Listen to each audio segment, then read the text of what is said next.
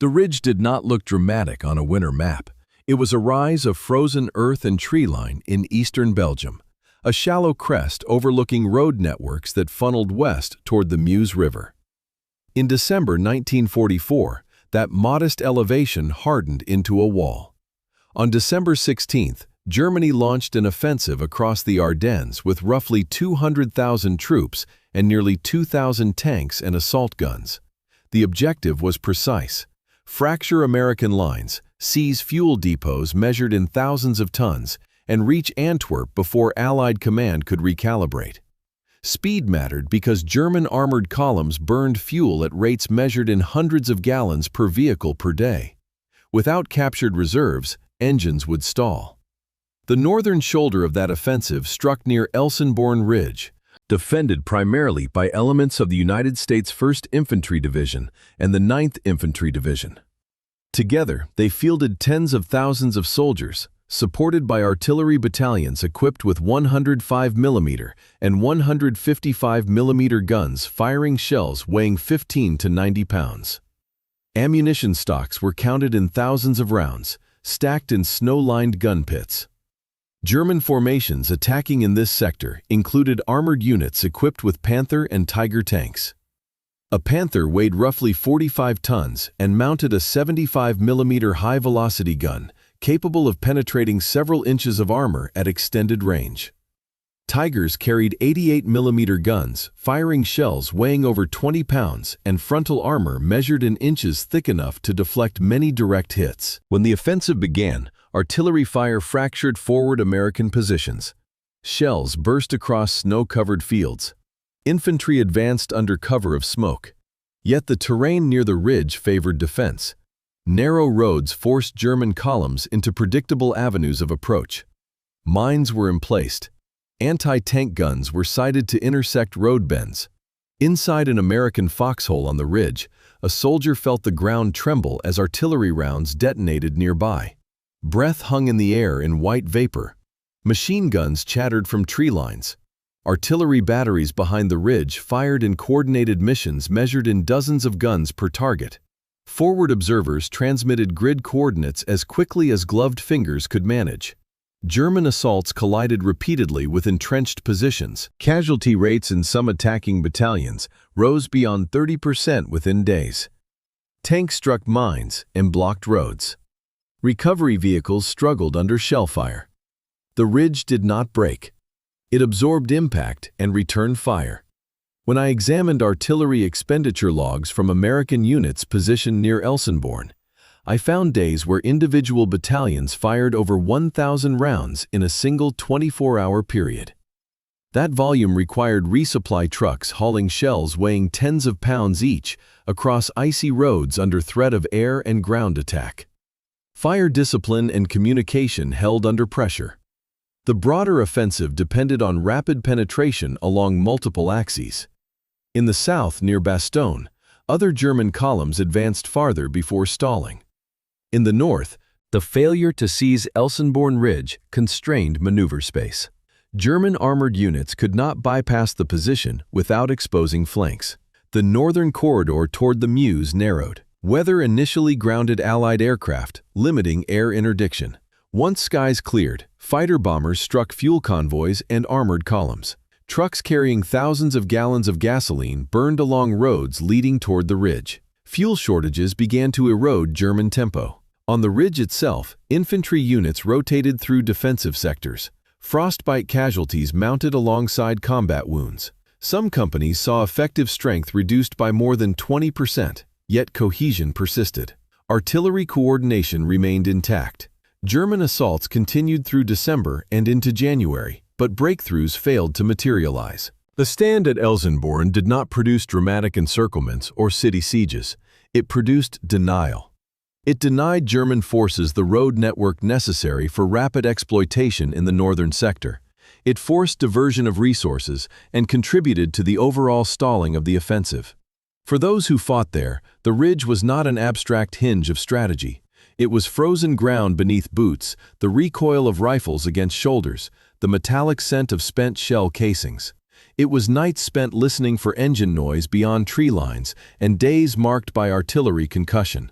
If you are listening now, perhaps in the quiet before sleep, imagine that snow-covered rise at dusk, artillery distant but steady, men huddled in trenches carved into frozen soil. Engines approach, then fade.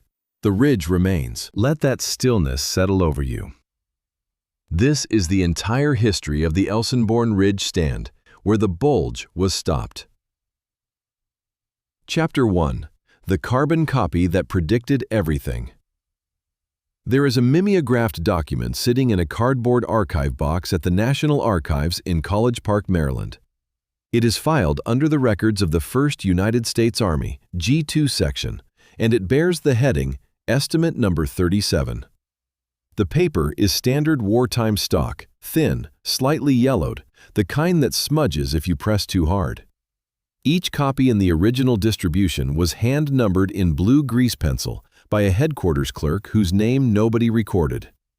One particular copy, number 14 in the sequence, has a coffee ring on its second page, a faint brown circle roughly the diameter of a standard-issue ceramic mug, staining the upper left quadrant of the text. The document is dated the 10th of December, 1944. It was written by Colonel Benjamin A. Dixon, the Chief Intelligence Officer of 1st Army, and it warned, in language that was specific and urgent and grounded in observed data, that the German Army was preparing a major counteroffensive in the Ardennes.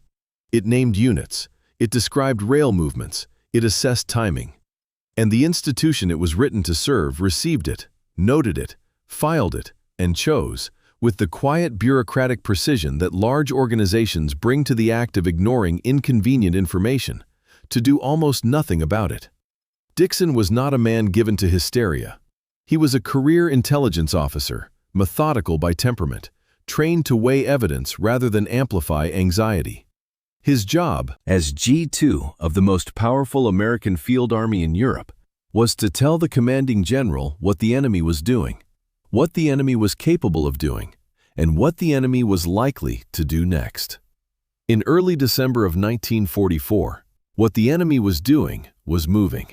Dixon's staff had identified approximately 1,500 rail movements per day flowing into the Eifel region, the forested German territory directly east of the Ardennes. 1,500 trains a day. That volume represented roughly 30,000 tons of men, equipment, fuel, and ammunition being staged forward, day after day, into an area that had no offensive purpose unless someone intended to attack westward through the very forest that Allied commanders had written off as too dense, too difficult, and too quiet to matter. Dixon looked at the rail data, cross-referenced it with prisoner interrogation reports that mentioned fresh divisions being formed, and produced Estimate 37. It was, by any fair reading, a clear and actionable warning. It landed on desks. It did not land on minds. The man who most directly contradicted Dixon was Brigadier General Edwin Seibert, the G2 at Supreme Headquarters Allied Expeditionary Force, SHAEF, the level above 1st Army. Seibert's own intelligence summary, produced on the 12th of December, 2 days after Dixon's estimate, stated that the German enemy cannot stage major offensive operations. The language was flat and confident. There was no hedging, no caveat acknowledging Dixon's dissent. Two intelligence officers, operating in the same theater, with access to largely the same data streams, ultra-intercepts, aerial reconnaissance, prisoner reports, signal intelligence, had looked at the same situation and reached opposite conclusions. This was not a minor disagreement about order of battle. This was a fundamental divergence on the enemy's intent, which is the single most consequential judgment an intelligence officer can make. Seibert said the Germans could not attack. Dixon said they were about to. Both men filed their assessments through proper channels. The machinery of Allied command digested Seibert's confidence and discarded Dixon's alarm. When I read these two documents side by side, and I have, multiple times, in the reading room at College Park, what strikes me is not that Dixon was right and Seibert was wrong. What strikes me is that Seibert didn't simply disagree with Dixon's conclusion. He disagreed with the data Dixon had surfaced. He dismissed the rail movements, the prisoner reports, the unit identifications. That is a different kind of institutional failure and a more dangerous one. The context matters. By December of 1944, the Allied armies in Western Europe were riding a wave of institutional optimism that had been building since the breakout from Normandy in late July. Paris had been liberated. The German army had been shattered at Falaise.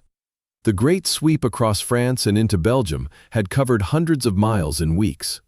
The prevailing assumption, held at Schaeff, at 12th Army Group under General Bradley, and at most senior headquarters, was that the Wehrmacht was a spent force, capable of local counterattacks but incapable of strategic offensive action.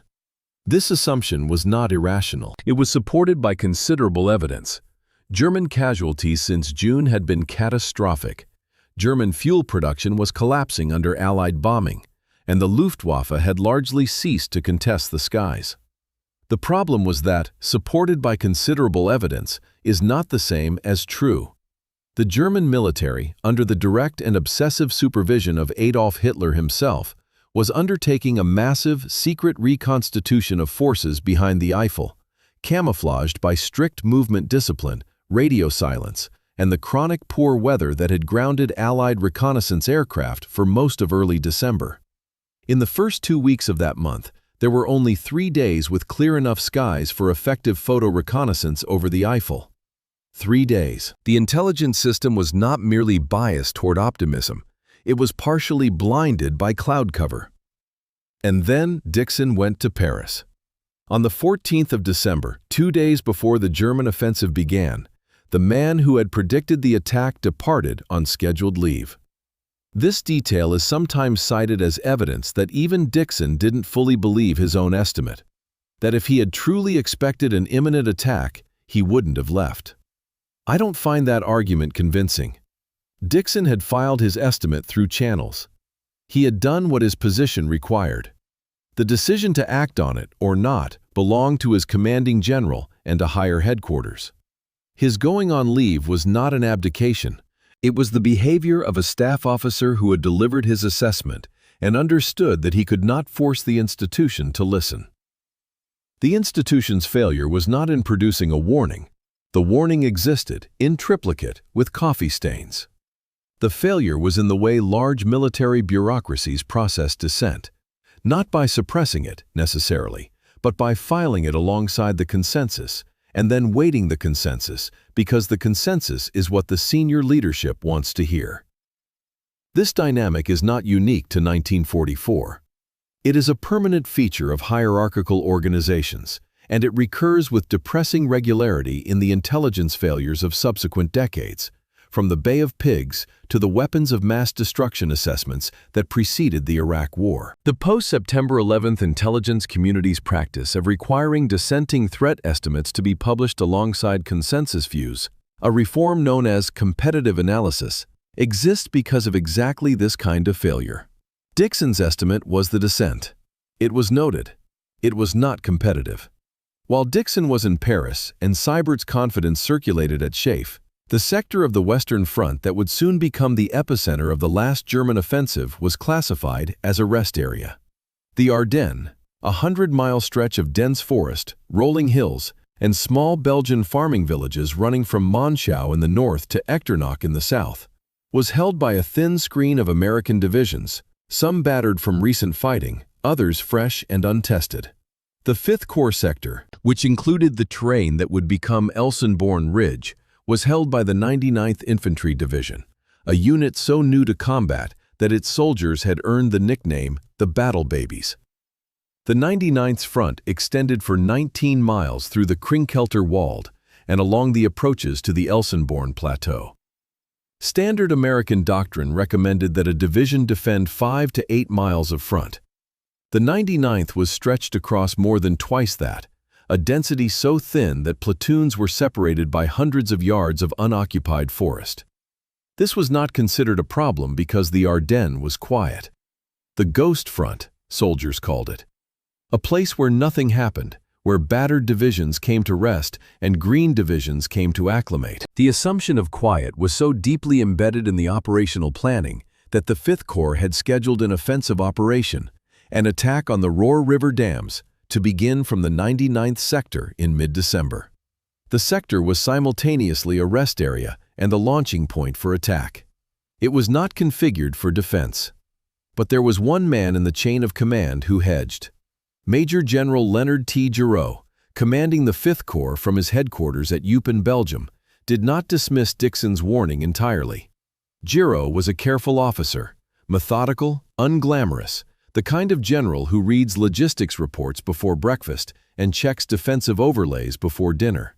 He had commanded 5th Corps on Omaha Beach on the 6th of June, 1944, where he had been the senior officer on the beach during the worst hours of that morning. He had made decisions under existential uncertainty before. He had practice. In the days before the German attack, Giraud issued a cautionary order to his subordinate units regarding defensive preparations. It was not a dramatic order. It did not countermand the planned offensive or pull divisions off the line. It was a quiet, professional hedge, the kind of thing a corps commander does when the intelligence picture is ambiguous and the institutional consensus might be wrong. It told his divisions to be ready. It didn't tell them what to be ready for, because Giraud himself didn't know. The distinction between a corps commander who hedged and an army-level staff that did not would, within 72 hours, become the first structural reason that Elsenborn Ridge would hold instead of fold. It fascinates me how often Giraud is overlooked in the standard accounts of the Bulge. The names that dominate the narrative are Eisenhower, Bradley, Patton, McAuliffe at Bastogne.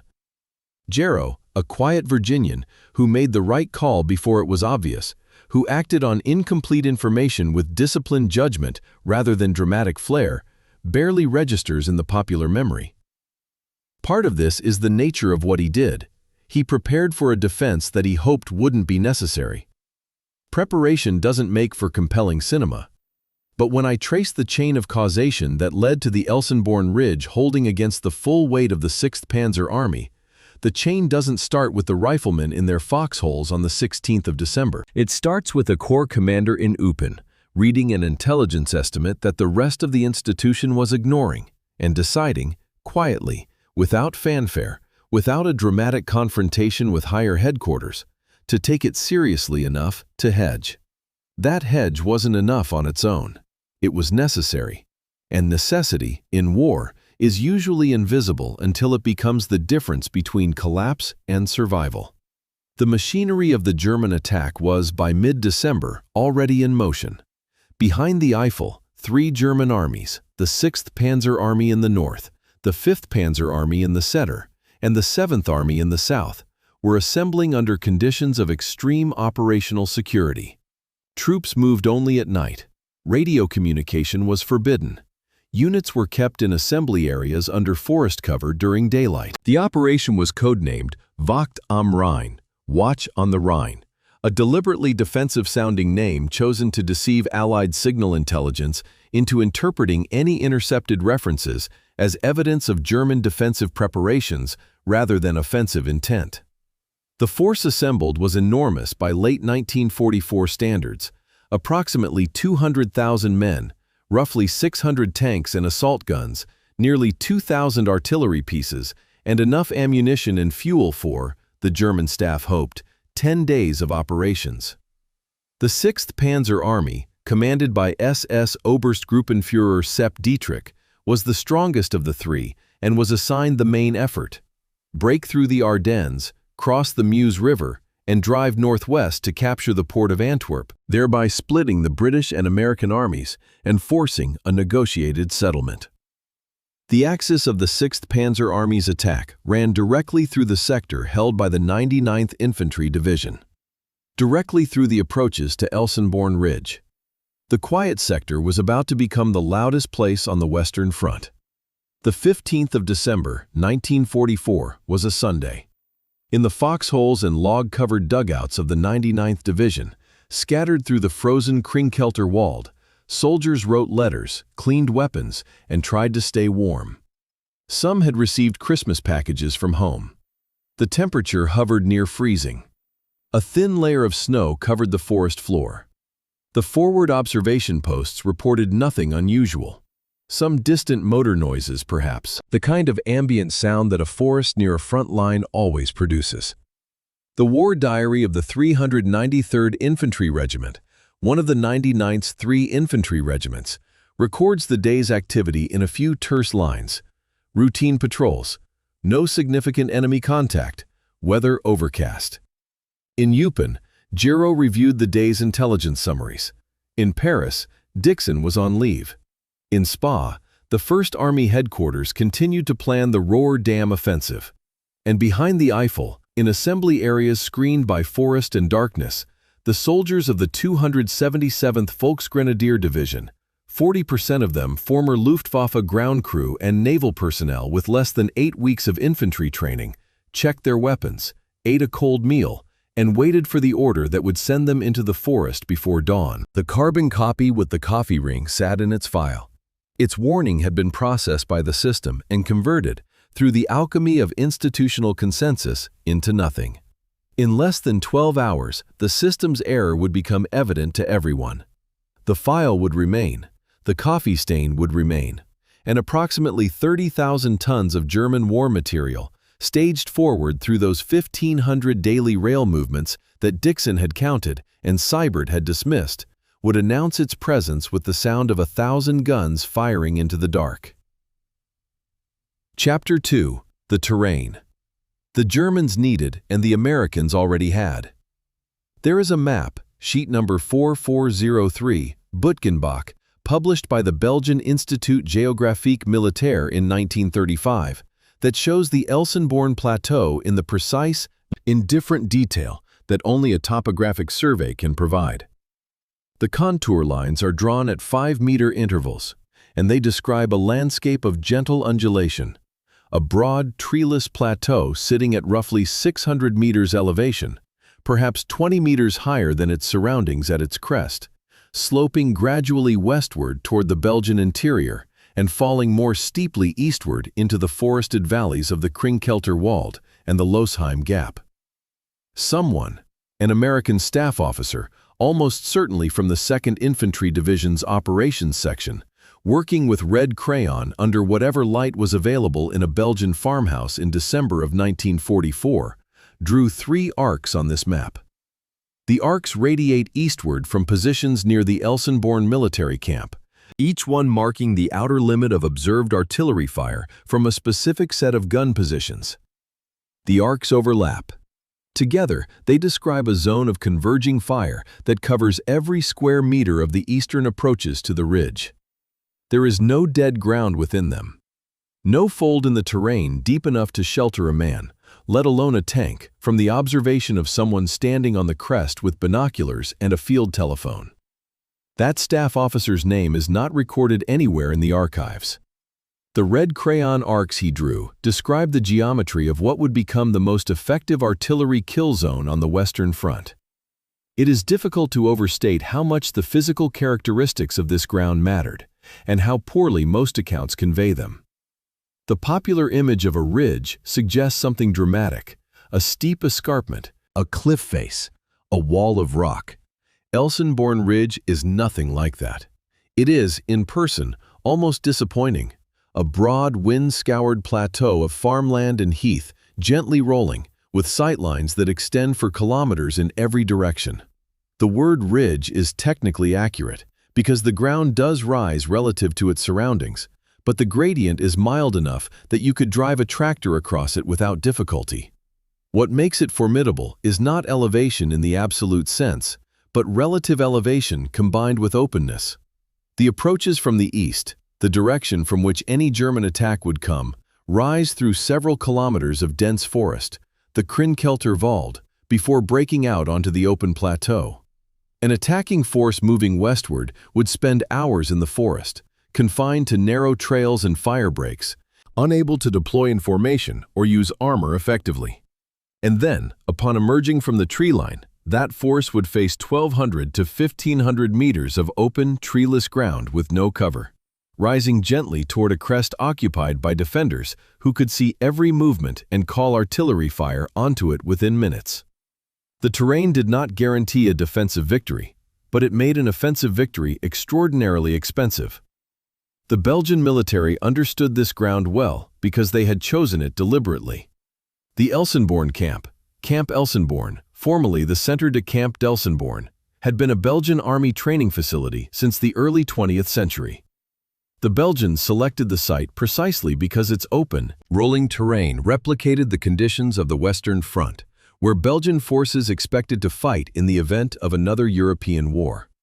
The camp's infrastructure, barracks, roads, cleared firing ranges, and crucially, surveyed artillery positions with pre-calculated firing data, had been built over decades to support large-scale military exercises. When the American Army occupied the area in the autumn of 1944, they inherited this infrastructure. The roads that allowed American supply trucks to reach the ridge were Belgian military roads. The cleared fields that provided observation and fields of fire were Belgian training ranges. The artillery positions that American batteries would occupy in December had been surveyed and registered by Belgian gunners years before. This inheritance was not planned or foreseen by any American planner. It was an accident of geography intersecting with Belgian institutional foresight, a gift from a small country's military establishment that had anticipated a German invasion through the Ardennes, even if the invasion they anticipated was a different one. The irony is thick enough to annotate. Belgian defensive infrastructure built in the 1930s to prepare for a German attack was used in 1944 to defeat an actual German attack through the same corridor. The soil composition of the plateau adds another layer to the terrain's military significance, and this is one of those technical details that rarely appears in narrative histories, but that shaped every tactical decision on the ground. The Elsenborn Plateau sits on a bed of Cambrian-era slate and quartzite, overlaid by a relatively thin layer of loam and peat typical of the Haute-Faure, the high fens region of eastern Belgium. In December of 1944, this soil responded unevenly to the cold. On the exposed, wind-swept crest of the ridge, the ground froze hard, solid enough to support vehicle traffic, firm enough that foxholes required picks and entrenching tools to dig more than 18 inches deep. But in the forested valleys and sheltered eastern approaches, where the tree canopy blocked wind and retained moisture, the ground remained softer, a semi-frozen mud that could bog tracked vehicles and make foot movement exhausting. This discrepancy matters enormously because it means the terrain behaved differently for the defender and the attacker. The Americans on the ridge crest had frozen stable ground under their positions. The Germans in the forest approaches had mud. After-action reports from both sides reflect this asymmetry, sometimes contradictorily. American accounts describe frozen solid ground, while German reports from the 12th SS Panzer Division mention soft terrain and bogged vehicles in the forest lanes. Both are true. They were experiencing different micro-environments within the same battle space, separated by a few kilometers of elevation and tree cover. The road network was the skeleton upon which the entire German operational plan was built, and its limitations at Elsenborn were fatal. The 6th Panzer Army's attack plan designated several primary routes, called Rollbahnen by the German staff, lettered alphabetically, running westward through the Ardennes toward the Meuse River crossings. Rollbahn C ran through the twin villages of Krinkelter, situated at the eastern edge of the Elsenborn Plateau, where the forest met the open ground. Rollbahn D ran further south, through Bulge and past the Domaine Buchenbach, the estate farm complex south of the plateau. These routes were not highways. They were narrow Belgian rural roads, many of them single-lane, with soft shoulders and limited capacity for heavy military traffic. In the German operational timetable, the road junctions at Krinkelter and Bulge were supposed to be in German hands by noon on the 16th of December, the first day of the attack. Through these junctions, the armored divisions of the ISS Panzer Corps, the 12th SS Panzer Division Hitlerjugend, and the 1st SS Panzer Division Leibstandart were to pass for the exploitation drive to the Meuse. The junctions were not optional objectives, they were timetable requirements, and they sat at the foot of Elsenborn Ridge, under the observation of those red crayon arcs on map sheet 4403. When I was cross-referencing the German approach routes with the elevation data from the Belgian topographic survey, I found it striking that the total elevation gain from the Our River Valley, where the German assault forces were staged on the 15th of December, to the Elsenborn crest, was roughly 300 meters over about 15 kilometers. That sounds modest. In military terms, for armored vehicles, it was punishing. A Panther tank in rough terrain consumed fuel at a rate of approximately 1.5 to 2 gallons per mile. The uphill gradient through forest, on narrow roads, in December conditions, pushed consumption toward the higher end of that range and beyond. For the 6th Panzer Army as a whole, hundreds of tanks, thousands of trucks, countless half-tracked vehicles, the cumulative fuel penalty of climbing toward Elsenborn amounted to an estimated 40,000 additional gallons of gasoline that the Wehrmacht's starving logistics system could not comfortably spare. In an operation where the total fuel allocation was already insufficient for the stated objective, the German staff had allocated enough fuel for roughly 150 kilometers of advance per armored vehicle, while the distance to Antwerp was approximately 200 kilometers. Every additional gallon burned on gradient was a gallon not available for the exploitation. The Germans were counting on captured American fuel dumps to make up the deficit. The terrain at Elsenborn was quietly drinking that margin dry before the attack even began. The final characteristic of the Elsenborn position that deserves clinical attention is the matter of reverse slope defense and what it meant for the American artillery. The ridge's western slope, the side facing away from the Germans, provided natural concealment for gun positions. American howitzer batteries could be placed behind the crest, invisible to direct observation from the east, while forward observers on the crest itself maintained an uninterrupted view of the eastern approaches. The physics of indirect fire made this arrangement lethal. A 105mm howitzer firing at maximum charge sends its shell in a parabolic arc. A battery positioned 800 meters behind the crest could drop shells on targets 6 to 8 kilometers to the east without ever being visible to the enemy's ground-level observation. The only way to locate and engage these batteries was through counter-battery fire directed by sound-ranging equipment or aerial observation, and the German sound-ranging capability in the Ardennes was limited, while the Luftwaffe's absence from the sky in late December meant aerial observation was essentially non-existent. The American guns could fire with near impunity. The open plateau to their front meant that every meter of the attackers' approach march was visible to the forward observers, and the pre-surveyed Belgian artillery positions meant that the American batteries could occupy their sights and begin accurate fire with minimal registration. The time-consuming process of test firing to determine exact corrections for weather, powder temperature, and barrel wear. The Belgians had, in effect, already done part of the mathematical homework. I have walked this ground, not in December, in autumn, when the weather was milder and the plateau was green rather than white. But even in mild conditions, the physical reality of the terrain communicates something that no map or document can fully convey. The wind is the first thing you notice. The plateau is exposed to a constant west wind that scours the crest and makes standing still uncomfortable within minutes. In December of 1944, that wind would have driven wind chill temperatures far below the ambient air reading, which itself hovered between -4 and -12 degrees Celsius for much of the battle. But the wind did something else too, something tactically significant that is almost never mentioned in the histories. It cleared smoke.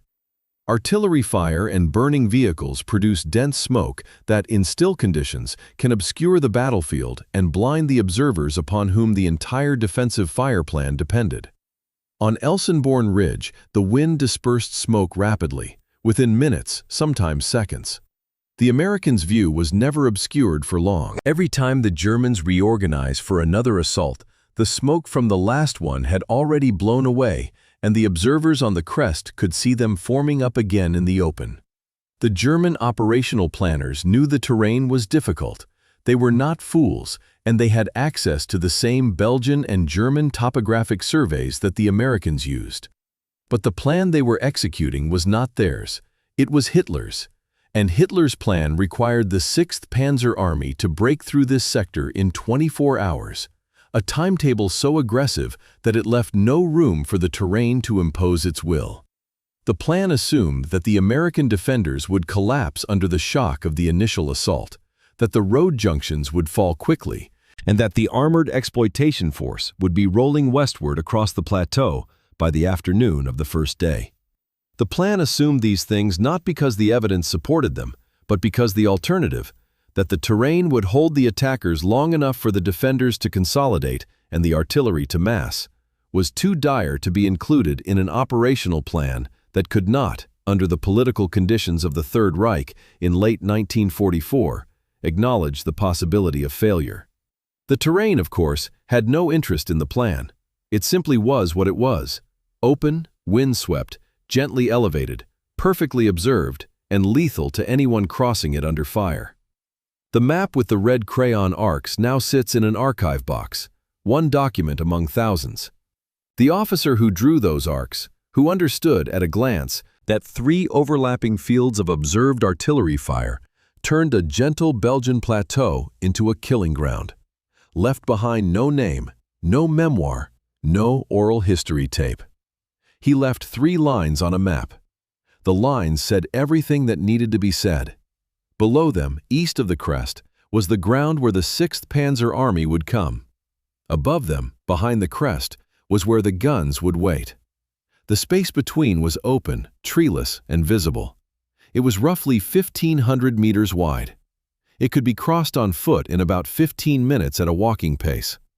Thousands of German soldiers would try. The ground is still there. The farmer still plows it.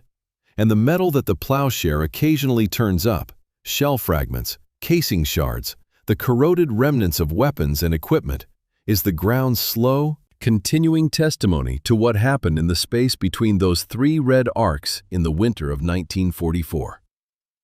Chapter 3. The 99th Infantry Division, the Battle Babies. Before the battle. In the unit records of the 99th Infantry Division, stored in Record Group 407 at the National Archives, there is a training memorandum from Camp Maxey, Texas, dated March of 1944. It concerns rifle qualification scores. The memorandum notes that Rifle Company K of the 393rd Infantry Regiment achieved a qualification rate of 93% with the M1 Garand rifle, an exceptional figure by any standard, well above the Army average of roughly 80% for line infantry companies. Someone, a company clerk with neat cursive handwriting, penciled in the margin, "Best in Battalion." 3 words, written with the quiet pride of an organization that measured itself in numbers and knew when a number was good.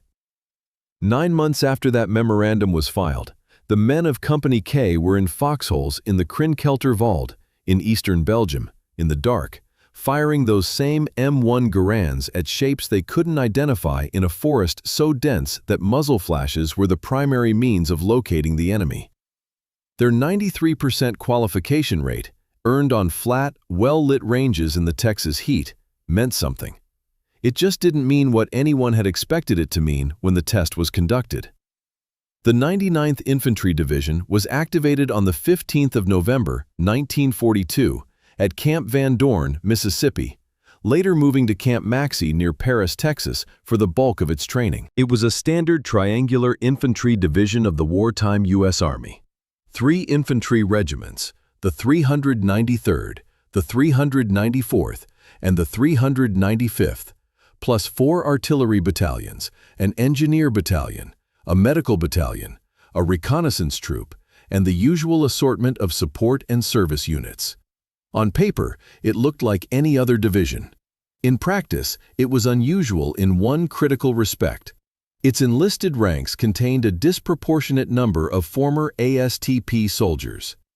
ASTP, the Army Specialized Training Program, was a wartime initiative that sent soldiers with above-average aptitude test scores to college campuses for accelerated academic training in engineering, languages, medicine, and other technical fields. The program's intent was to create a pool of educated soldiers for specialized assignments. Its practical effect when manpower shortages forced the Army to shutter the program in early 1944 was to dump thousands of intelligent, academically oriented young men into the infantry as replacement privates. The 99th received a large share of these men. Their average IQ scores were above 115. They read more, wrote more, and asked more questions than a typical infantry cohort. None of which, it should be noted, had any proven correlation with the ability to survive a German artillery barrage in a frozen forest at 05:30 in the morning. The division's training at Camp Maxi was thorough by stateside standards, and inadequate by the standards of what awaited it in Belgium. The men fired their weapons, ran assault courses, conducted squad and platoon tactical exercises, and practiced night movement. What they did not do, what no stateside training facility in 1944 could adequately replicate, was operate in sustained winter conditions in dense European forest. The Krinkelter Wald was not the pine flats of East Texas. It was a mature hardwood and conifer forest with a canopy so dense that daylight was reduced to a permanent twilight on the forest floor. Navigation was difficult. Fields of fire were measured in meters, not yards. Sound played tricks. A footstep on frozen leaves could sound like it was 10 meters away or 50. And the cold, which Camp Maxi did not provide, changed everything. It stiffened fingers, slowed reactions, fogged breath that could reveal a position, and turned the simple act of operating a rifle bolt into a painful negotiation with frozen metal. The M1 Garand, for all its virtues as a semi-automatic battle rifle, 8 rounds, clip-fed, gas-operated, accurate to 400 yards in trained hands, had its own relationship with cold and moisture. The operating rod could freeze if lubricant congealed. The N-block clip's ejection mechanism could jam if mud or ice entered the receiver. Soldiers learned to keep a thin film of light oil on the action and to avoid touching bare metal with ungloved skin, which would freeze to the steel and tear flesh. The 93% qualification rate reflected a fundamentally different biomechanical and environmental context from what the forest demanded. The division arrived in Belgium in November of 1944 and was assigned to the 5th Corps sector of the 1st Army's front. Its area of responsibility covered a 19-mile stretch of the Ardennes forest, running roughly from the Monschau corridor in the north to the Losheim Gap in the south. 19 miles. Standard American doctrine recommended that a division in defensive posture hold 5 to 8 miles of front, depending on terrain and the expected threat. The 99th was stretched across nearly 4 times the doctrinal maximum. A density so thin that in places, platoons held frontages of a mile or more, with gaps of hundreds of yards between positions, covered only by the theoretical possibility that someone might hear something in the dark and send a patrol. This dispersion was not considered a significant risk because the Ardennes was classified as a quiet sector, the ghost front, and the 99th's assignment there was understood as a gentle introduction to combat. The division would hold a quiet line, conduct small unit patrols, absorb the rhythms of frontline life, and gradually develop the experience and confidence that training alone could not provide. It was a reasonable plan. It was built on the assumption that the enemy would cooperate with it. The enemy had other plans. The patrol war of late November and early December gave the 99th its first ambiguous contact with what was gathering in the east. Small patrols, typically squad-sized, 8 to 12 men, went out nightly into the forest and the border area, looking for signs of German activity. The S2 intelligence summaries from the 393rd and 394th Infantry regiments during this period record a pattern of vague, frustrating reports: motor noises to the east, possible tracked vehicle movement on road, sounds of construction activity in German lines. These reports were real. The patrols were hearing the forward edge of the massive German buildup. But the reports lacked specificity. They couldn't identify units, estimate numbers, or determine intent.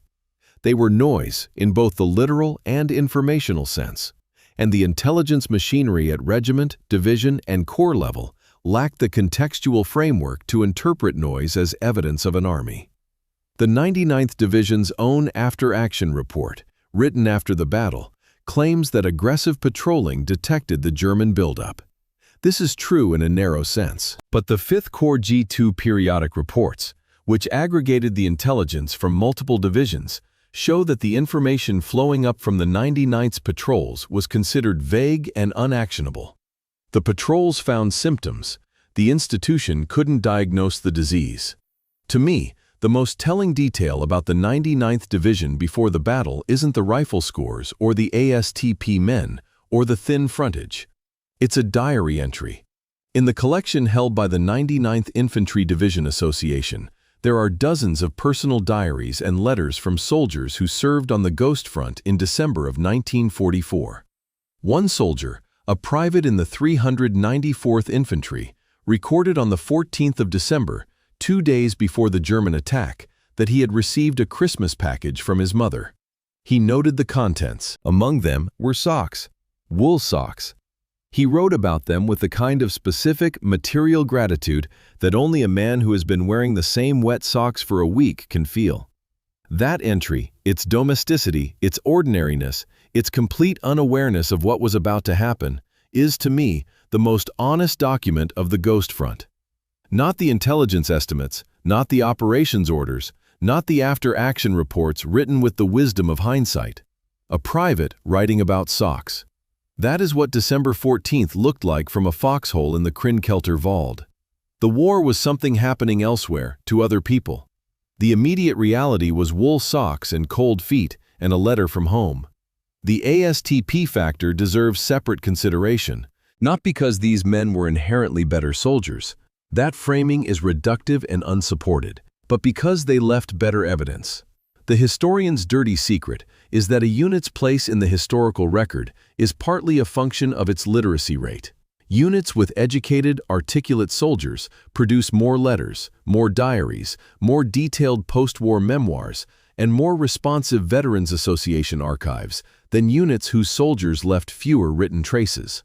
The 99th Division, heavy with ASTP men who were accustomed to reading and writing, generated an unusually rich personal documentation of its experience.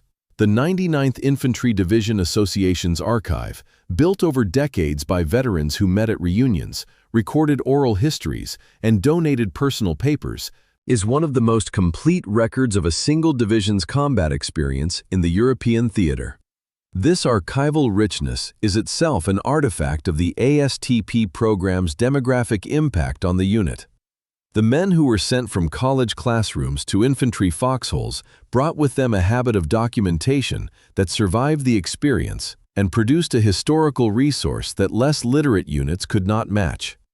I find myself drawn to the ASTP men not because they were smarter, that framing is, as I said, reductive, but because they left a record that allows this kind of granular reconstruction. The historian in me must confess this dependency honestly. There is one more detail about the 99th Division's pre-battle situation that is almost never mentioned in standard accounts, but that, when you encounter it in the record, stops you cold. The division had been scheduled to participate in a 5th Corps attack on the Roar River dams, Operation Doolittle, beginning on or about the 13th of December. This attack, directed from the 99th's right flank sector, would have required the division to reorient its forces southward, shifting units away from their defensive positions in the Krinkelter Wald. The attack was postponed, for reasons unrelated to the Ardennes, a delay in the adjacent unit's readiness, logistical complications, the kind of routine scheduling friction that characterizes large military operations. Had it gone forward on the 13th, the 99th battalions would have been in the process of moving on the morning of the 16th, reoriented toward an objective to the south, with their defensive frontage in the forest partially abandoned or covered by skeleton forces. The German barrage would have caught them in transit, the worst possible posture. The postponement of an offensive operation that had nothing to do with the Ardennes, decided by staff officers who had no knowledge of the coming German attack, was an accident of scheduling that may have saved the division from a catastrophe worse than the one it actually experienced. War is full of these moments, decisions made for reasons entirely unconnected to their ultimate consequences, where the right thing happens for the wrong reason, and the people involved never know how close the alternative came. At full strength, the 99th Infantry Division fielded approximately 14,253 men, a number that had been altered by the usual attrition of transfers, illness, and the constant hemorrhage of personnel that affects any large military organization, even in a quiet sector.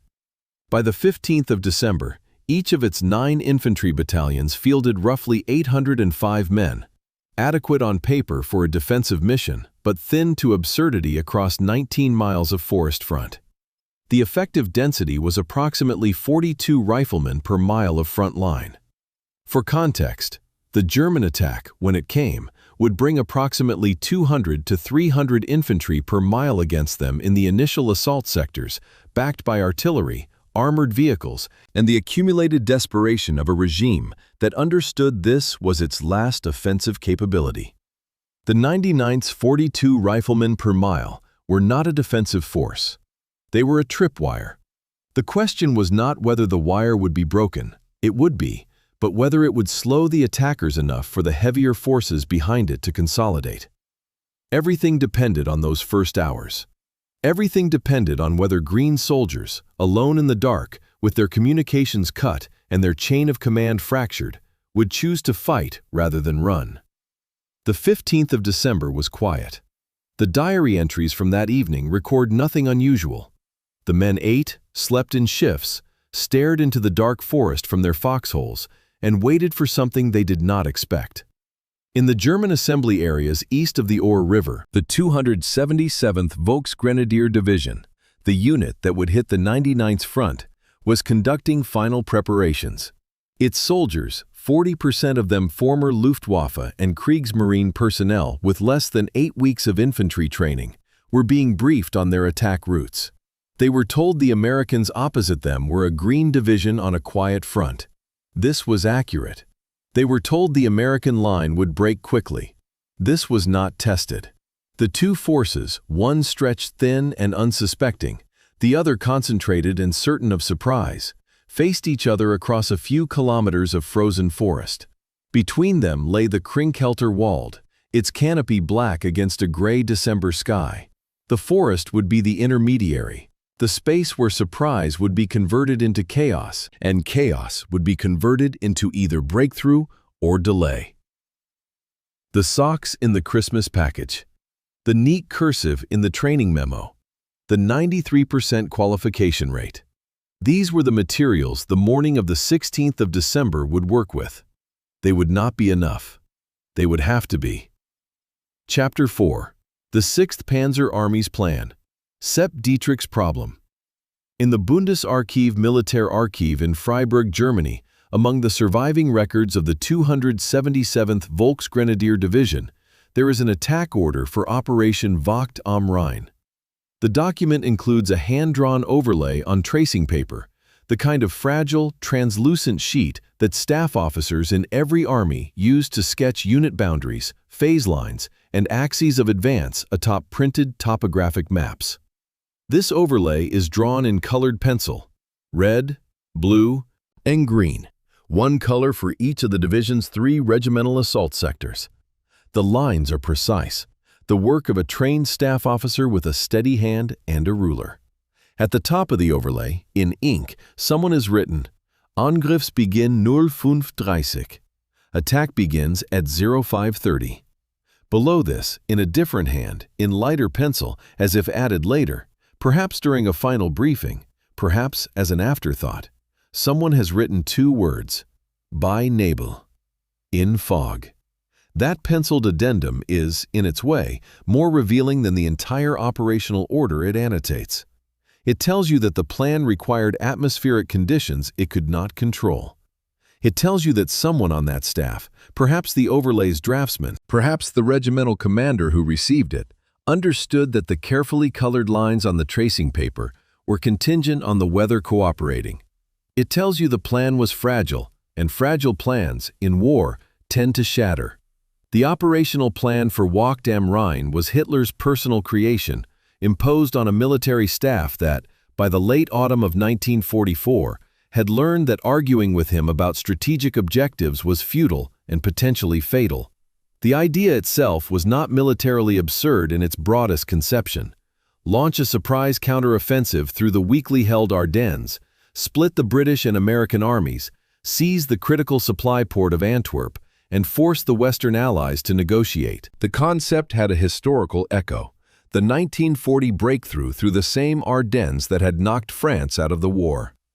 But the 1940 operation had been launched by a Wehrmacht at the peak of its strength, with air superiority, ample fuel, and an enemy whose doctrine and morale were brittle.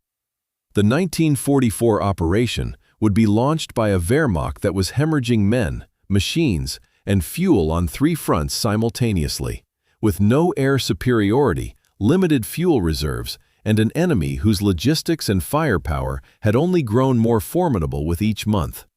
Hitler's generals understood the disparity.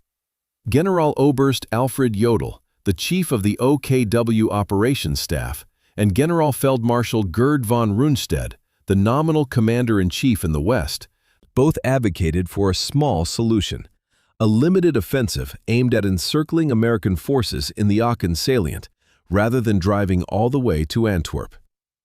Hitler rejected the small solution categorically. He wanted the grand gamble. The plan that went forward was his, not theirs, and its timetable reflected the optimism of a man who had stopped listening to operational reality. The 6th Panzer Army, assigned the main effort, the northern axis of the attack, was commanded by SS Oberstgruppenführer Joseph Sepp Dietrich, a man whose military credentials were rooted more in political loyalty and personal ferocity than in operational sophistication. Dietrich had commanded the Leibstandart SS Adolf Hitler from its origins as a bodyguard unit through its expansion into a full panzer division and then a panzer corps. He was brave, blunt, and widely regarded by professional Wehrmacht officers as tactically competent at the small unit level, but out of his depth at army command. The real operational planning for the 6th Panzer Army was done by its chief of staff, Brigadeführer Fritz Kramer, a more conventionally skilled officer who translated Hitler's strategic fantasy into the tactical specifics that units would actually execute. After the war, in American captivity, Dietrich would claim that he had never believed the plan could work, that he had privately scoffed at the Antwerp objective and told associates it was impossible. This claim of retrospective skepticism is difficult to evaluate. Kramer, interrogated separately, stated that Dietrich had been enthusiastic during planning conferences. The two accounts contradict each other in ways that are typical of post-war testimony, where every German general suddenly remembered having doubted the plans they had executed.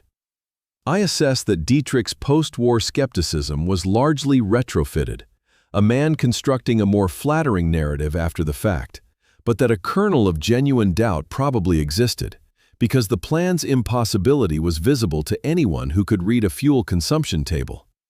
The 6th Panzer Army's assault echelon consisted of 2 waves.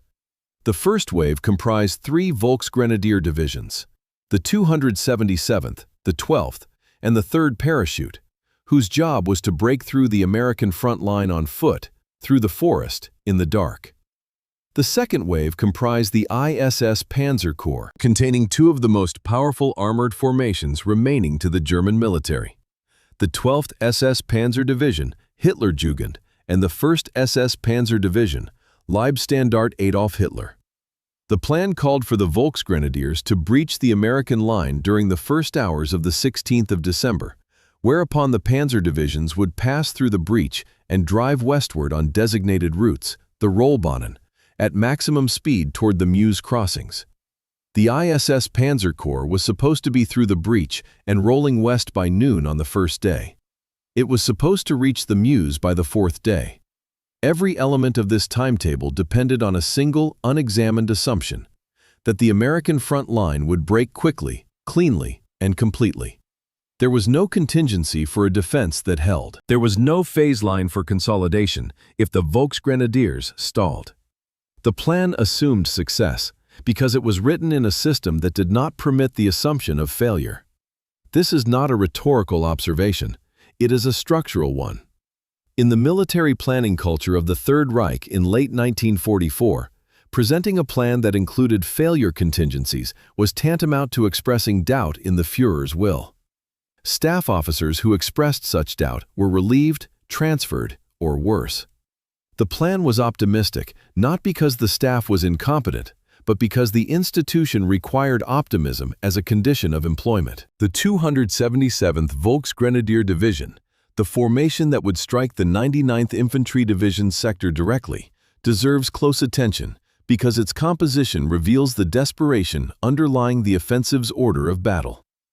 Volksgrenadier was a title introduced in 1944 for newly constituted or reconstituted infantry divisions organized under a leaner structure than the pre-war model. Each Volksgrenadier division had 6 infantry battalions instead of the traditional 9, with the reduced manpower theoretically compensated by increased allocation of automatic weapons. Companies received additional MG-42 machine guns and Sturmgewehr 44 assault rifles, weapons with impressive rates of fire that could generate local firepower superiority even with fewer trigger pullers. The theory was elegant. The reality was that roughly 40% of the 277th's infantry personnel were not trained infantrymen at all. They were former Luftwaffe ground crew, aircraft mechanics, armorers, logistics specialists, and Kriegsmarine sailors, transferred to the Army in the autumn of 1944 as part of the regime's frantic reallocation of manpower from collapsing branches to the ever-hungry ground forces. These men had received 8 weeks or less of infantry training before being assigned to the 277th. 8 weeks. They had learned to fire a rifle, march in formation, and follow basic tactical instructions. They had not learned to navigate dense forest at night, to fight in close-quarter woodland conditions, to identify and react to the sounds of American weapons at ranges where visual identification was impossible. Their attack assignments on the 16th of December required them to do all of these things. It was, from a professional military standpoint, an assignment that bordered on operational malpractice. The ammunition situation for the German artillery tells a parallel story of institutional desperation that is often overlooked in accounts that focus on the dramatic sound and fury of the opening barrage. The 6th Panzer Army's fire support plan allocated approximately 1,000 artillery tubes to the preparatory bombardment, an impressive number that, on paper, suggested a crushing weight of fire. But the ammunition allocation per gun was thin. Due to chronic production shortfalls and transportation disruptions caused by Allied bombing of the German rail network, each gun was limited to an average of 40 to 60 rounds for the preparatory barrage. This is a critical number.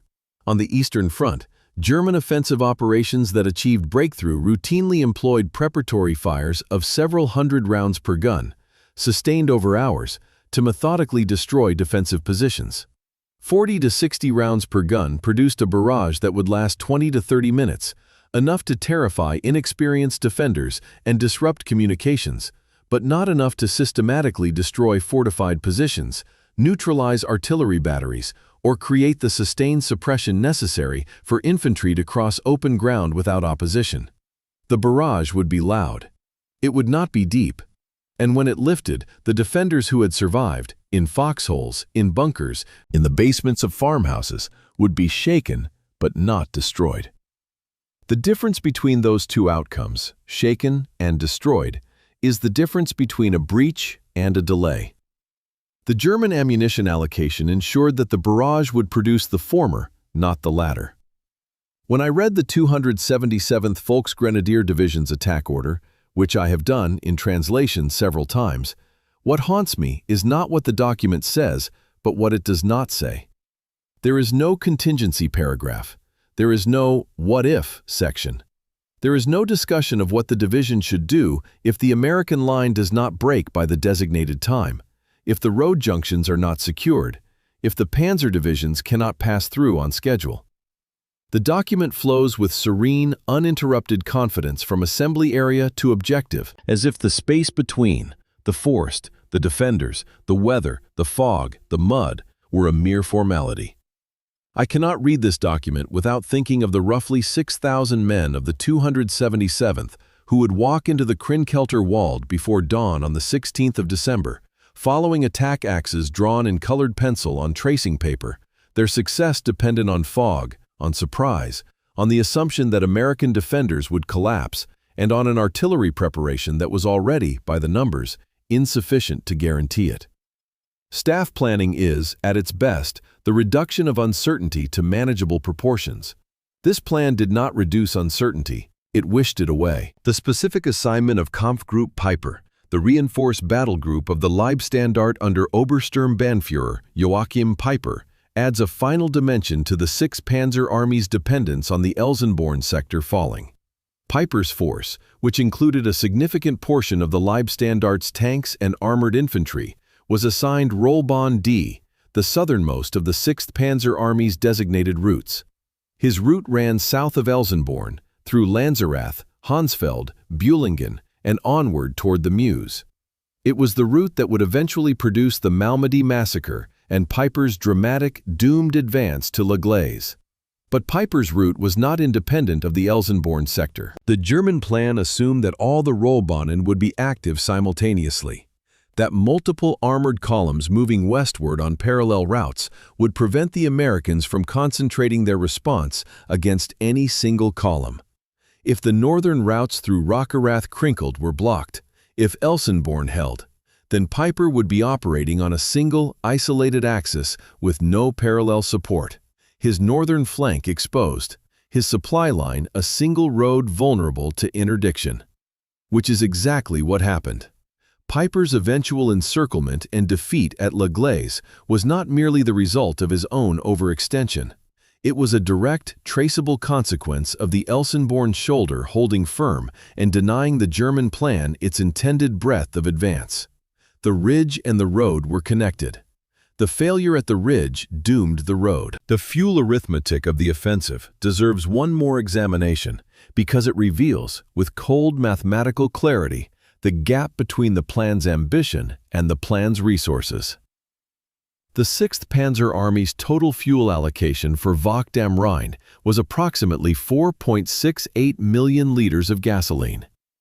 The German logistical staff calculated that this was sufficient for 150 kilometers of road march per armored vehicle under favorable conditions, which meant paved roads, level terrain, no combat, and no traffic congestion. The distance from the start line on the German border to Antwerp was approximately 200 kilometers. The plan was, in its own internal accounting, short by 50 kilometers of fuel. The staff's solution to this deficit was to rely on captured American fuel dumps. This was not a backup plan or a contingency. It was the primary logistical assumption underpinning the entire operation. The offensive's success depended on seizing American fuel before the Americans could destroy or evacuate it. If the advance stalled, if it was delayed by a day, 2 days, 3 days at a position like Elsenborn Ridge, the fuel would be consumed in the delay rather than in the advance, and no captured American dump would be within reach to make up the difference. The fuel arithmetic didn't fail because of bad luck. It failed because it was built on the assumption of a speed of advance that the terrain, the weather, and the defenders at Elsenborn made impossible. Every hour the ridge held, the equations tilted further against the 6th Panzer Army.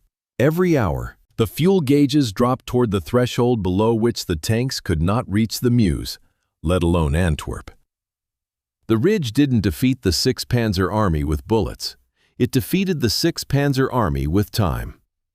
On the evening of the 15th of December, in the assembly areas behind the Eifel, the soldiers of the 277th Volksgrenadier Division formed up in the dark. The attack order had been distributed. The colored pencil overlay was folded into the map cases of staff officers. The panzer divisions of the 1st SS Panzer Corps waited behind the infantry, engines cold, crews sleeping in or beside their vehicles, conserving the fuel they would need for the exploitation drive that was supposed to begin by noon tomorrow. The artillery batteries, roughly 1,000 tubes spread across the 6th Panzer Army's front, were loaded with their 40 to 60 rounds per gun. The searchlights that would be used to bounce light off the cloud ceiling, the artificial moonlight technique called Kanalkampf, were positioned and tested. The weather forecast called for fog and overcast. By Nebel, in fog. Everything was in place. The plan was set. The plan required the Americans to break. The plan required the terrain to cooperate. The plan required the fuel to last. The plan required everything to go right. What the plan did not require, and what it was about to receive, was the stubborn, confused, terrified, and ultimately unbreakable resistance of a thin line of inexperienced American riflemen in a frozen forest. 0530 was 9 hours away. The colored pencils had done their work. The rest was up to the forest, the fog, and the men inside them. Chapter 5, 0530, December 16, 1944. The forest breaks open. The 394th Infantry Regiment's S3 Operations Journal, the handwritten log maintained by the Regimental Operations Section at their command post in Hunningen, Belgium, records the morning's first entry at 0538 hours on the 16th of December, 1944. The handwriting is steady, the penmanship of a trained clerk working under routine conditions. The entry reads, "Heavy arty falling all sectors. Wire out to 1st Battalion."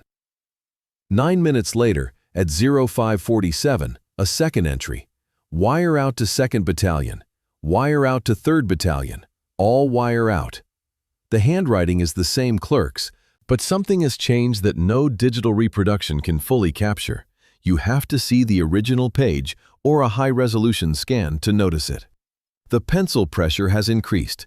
The graphite is pressed deeper into the paper. The letters are slightly heavier. Someone was bearing down harder on the pencil. It is a physiological response to stress so subtle that the clerk himself probably wasn't aware of it, his hand transmitting what his composed notation did not. By 0615, the entries are in a different hand. The first clerk had been sent, most likely, to help repair telephone wire or to carry a message by runner, or simply to do something other than sit at a desk recording the systematic destruction of communications with every subordinate unit in the regiment. The journal continues in the new hand, the entries growing shorter as the morning grows louder. This document, this field expedient notebook with its changing handwriting and deepening pencil marks, is the sound of a regiment being surprised, recorded not in words but in graphite.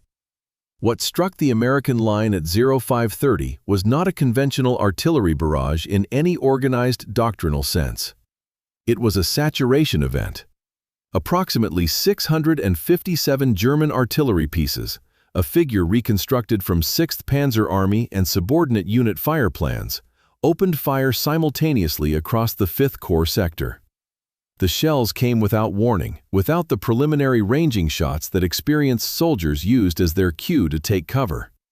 One moment, the forest was silent, dark, frozen, and still. The next, the canopy was being torn apart above the foxholes of the 99th Division. In the open, an artillery shell detonates on impact with the ground, and its fragments spread laterally and upward in a roughly conical pattern. A foxhole provides reasonable protection because the fragments pass over a prone soldier at the bottom. In a forest, the calculus changes. Shells striking tree trunks or heavy branches detonate above ground level. Tree bursts, and the fragments rain downward, directly into the foxholes that would otherwise provide shelter. In the Krinkelter Wald, with mature hardwoods rising 40 to 60 feet and canopy coverage exceeding 80%, nearly every shell became a tree burst. The only effective protection was overhead cover, logs and packed earth layered on top of the foxhole. Units that had been in the sector longer and had time to improve their positions with overhead cover fared measurably better. The 99th, in the line for only a few weeks and stretched so thin that construction of robust field fortifications was incomplete, had inconsistent overhead cover. Some positions had it, others did not. The difference was not abstract. It was the difference between survival and the opposite. But here is a detail that complicates the simple narrative of destruction, and it is the kind of detail that only emerges when you move beyond the experiential accounts and into the technical analysis. The German barrage, though psychologically devastating, was poorly targeted. Post-war analysis, conducted by American operations research teams that examined shell crater patterns, fragment distribution, and the correlation between artillery impact zones and actual American defensive positions, showed that the majority of German shells fell on rear area positions, supply points, road junctions, and stretches of empty forest. The front-line foxholes, where the riflemen of the 393rd and 394th Infantry regiments actually were, received a proportionally lighter weight of fire than the positions behind them. This was not an accident of luck. It was an intelligence failure. The 277th Volksgrenadier Division lacked precise knowledge of where, exactly, the American frontline positions were. German patrols had been unable to fix the locations of individual American foxholes and bunkers through the dense forest. So the German fire plan targeted map coordinates, road junctions, likely assembly areas, estimated positions based on doctrinal templates. These coordinates were in many cases off by hundreds of meters. The barrage was terrifying. It was loud. It cut every telephone wire in the regimental sector. It produced tree bursts that wounded and disoriented soldiers across the division's front. But it did not achieve what a well-targeted preparatory barrage is supposed to achieve: the systematic destruction of the defenders' frontline positions. The 99th foxholes survived the barrage better than anyone, including the men inside them, had any right to expect. The German assault infantry followed the barrage almost immediately. Elements of the 277th Volksgrenadier Division's 989th and 991st Grenadier Regiments entered the Krinkelter Wald from the east, advancing along forest trails and fire breaks toward the American positions. Simultaneously, the Germans employed a technique that appears in accounts from both sides, with varying assessments of its effectiveness. Anti-aircraft searchlights, positioned behind the German front line, were aimed at the low cloud ceiling. The light, reflected and diffused by the clouds, produced a pale, eerie general illumination, artificial moonlight, sometimes called the Kanalkampf technique after its use in the English Channel coast defenses. German accounts credit this illumination with aiding navigation through the forest. American accounts describe it as atmospheric, strange, unsettling, but not tactically significant. The discrepancy is probably spatial. In the open, reflected searchlight could plausibly aid movement. In the forest, the canopy would have diffused the already diffused light into a vague, directionless glow that made shadows move, but provided no useful navigational information. I side with the American assessment on this point, partly on the physics. Reflected light through 80% canopy coverage has minimal directional utility, and partly because the Germans' own after-action reports document units becoming lost in the forest, which they would not have done if the illumination had been genuinely helpful for navigation. The searchlights succeeded in being eerie. They did not succeed in being useful. The communications collapse was total, and it was the single most consequential tactical effect of the opening barrage. Within 90 minutes of the first shells falling, almost all wire communications between the 394th and 393rd Infantry Regiment's headquarters and their subordinate battalions were severed. Wire, field telephone cable, run through the forest and buried shallowly or strung along trees, was the primary communications medium for frontline infantry in 1944. Radio existed, but at the regimental and battalion level, radios were heavy, unreliable, and limited in number. The SCR 300 radio set, the standard infantry radio of the period, weighed approximately 32 pounds with its battery, had an effective voice range of roughly 5 miles in open terrain, and performed significantly worse in dense forest where the canopy absorbed signal energy. More critically, radio procedure required trained operators and a functioning network, and the German barrage had disrupted the human infrastructure of communications even where it hadn't destroyed the equipment. Runners, men physically carrying messages between command posts and forward positions, became the primary means of communication. But runners through a forest under artillery fire and German infantry attack faced distances of a mile or more through exploding woods with no guarantee of arrival. The battle, within its first 2 hours, devolved from a coordinated regimental defense into dozens of isolated engagements fought by platoons, squads, and in some cases individual foxhole positions, operating on whatever standing orders they had last received and on the initiative of the sergeants and lieutenants nearest to the action. When I was studying the pattern of the first morning's fighting, working through the S3 and S2 journals of the 393rd and 394th Regiments hour by hour, I found it striking how quickly the institutional voice of the record changes. The pre-dawn entries are formatted, systematic, the work of a functioning headquarters processing routine information through established channels. By 0700, the entries become fragmentary, partial reports from returning runners, unconfirmed sightings, requests for information that receive no response. By 0800, some entries are nothing more than timestamps with a few words. Situation unknown 1st Battalion Sector. No contact with Company, B. The documents don't describe chaos, they are chaos, transcribed in real time by men whose information system has been blown to pieces and who are trying to maintain the institutional habit of documentation, even when the documentation has nothing to document except its own blindness. It fascinates me as a researcher because it is the rarest kind of primary source, a record of what it felt like to not know what was happening, written by people whose job it was to know. Most after-action reports smooth this confusion out. The S3 journal preserves it, minute by minute, in ink that grows less steady as the morning wears on. The forward positions of the 99th held longer than anyone, American or German, expected. This requires explanation because it runs counter to the standard assumption about green troops under surprise attack. The conventional wisdom, grounded in plenty of historical precedent, is that inexperienced soldiers facing their first serious combat are prone to panic, particularly when surprised, isolated, and unable to communicate with their leadership. Some elements of the 99th did break. Small groups of soldiers, cut off from their units and facing enemy infantry in the dark forest, withdrew without orders. But the majority of the forward platoons and squads held their positions for hours, some for the entire day, fighting from their foxholes against an enemy they often could not see clearly, in a forest where muzzle flashes were the primary means of target identification. Why?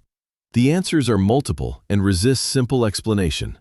Partly it was the training, the marksmanship skills from Camp Maxi, inadequate for forest warfare in many respects, at least produced soldiers who could operate their weapons competently. Partly it was the foxholes themselves. A man in a hole with overhead cover is remarkably hard to dislodge with anything short of a direct assault, and the German infantry's approach through the forest was slow, disorganized, and hampered by the same darkness and terrain that confused the defenders. But I think there was also a factor that is harder to quantify and that professional military psychologists have debated for decades: the Green soldiers' ignorance of how bad the situation actually was. Veterans know the signs of a collapsing defense, the sound of firing moving to the rear, the sight of friendly troops withdrawing, the absence of resupply or relief. Green soldiers don't know these signs. They know they're being shot at, they know it's terrifying, but they don't know that the appropriate response, by experienced calculation, might be withdrawal. They don't know the rules of when you're supposed to break, so they don't break. They stay because staying is the last order they received, and no one has told them otherwise. This is not a compliment disguised as analysis. It is an observation about how ignorance, under specific circumstances, can mimic tenacity. By mid-morning, roughly 1000 hours, Major General Walter Lauer, commanding the 99th Division from his headquarters, had assembled enough fragmentary reports to understand that what was happening was not a local counterattack or a raid. It was a major offensive. The scale of the artillery preparation, the breadth of the infantry assault across his entire front, the reports of tracked vehicles and armored formations behind the German infantry, all of it pointed to something far larger than anything the Ghost Front was supposed to produce. Lauer's communication to 5th Corps headquarters at Eupen was the first institutional acknowledgement that the situation was extraordinary. The 5th Corps G3 Journal records the message with the understated language of military bureaucracy, but the content was unmistakable. The 99th was under full-scale attack across its entire front. Communications with forward units were largely severed, and the division needed help. The word help in military messaging carries a specific weight. It is not used casually. It is the sound of a commander acknowledging that his resources are insufficient for the problem. The problem, by 1000 hours on the 16th of December, was approximately 6,000 German infantry in the Krinkelter Wald, with 10 times that number behind them, and 2 panzer divisions waiting to push through whatever gap the infantry could create.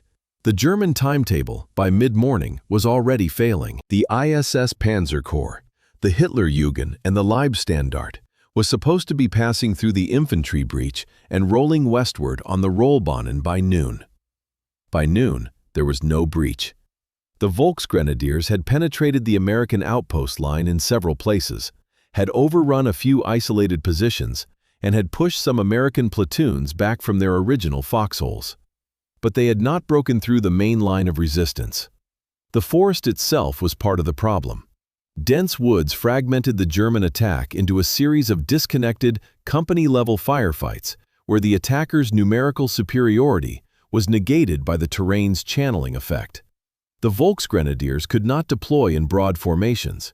They were confined to trails, fire breaks, and narrow lanes between trees, attacking in columns that the American defenders could engage frontally with concentrated rifle and machine gun fire.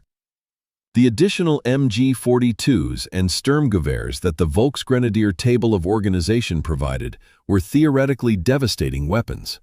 The MG-42's rate of fire was roughly 1,200 rounds per minute, a sound so distinctive that American soldiers called it Hitler's buzzsaw. But rate of fire means nothing if you cannot see your target, and in the Krinkelter Wald on the morning of the 16th of December, visibility was measured in meters, not yards. The automatic weapons that were supposed to compensate for reduced manpower could not compensate for reduced visibility. The forest held its breath. By the afternoon of the 16th, the battle had settled into a grim pattern.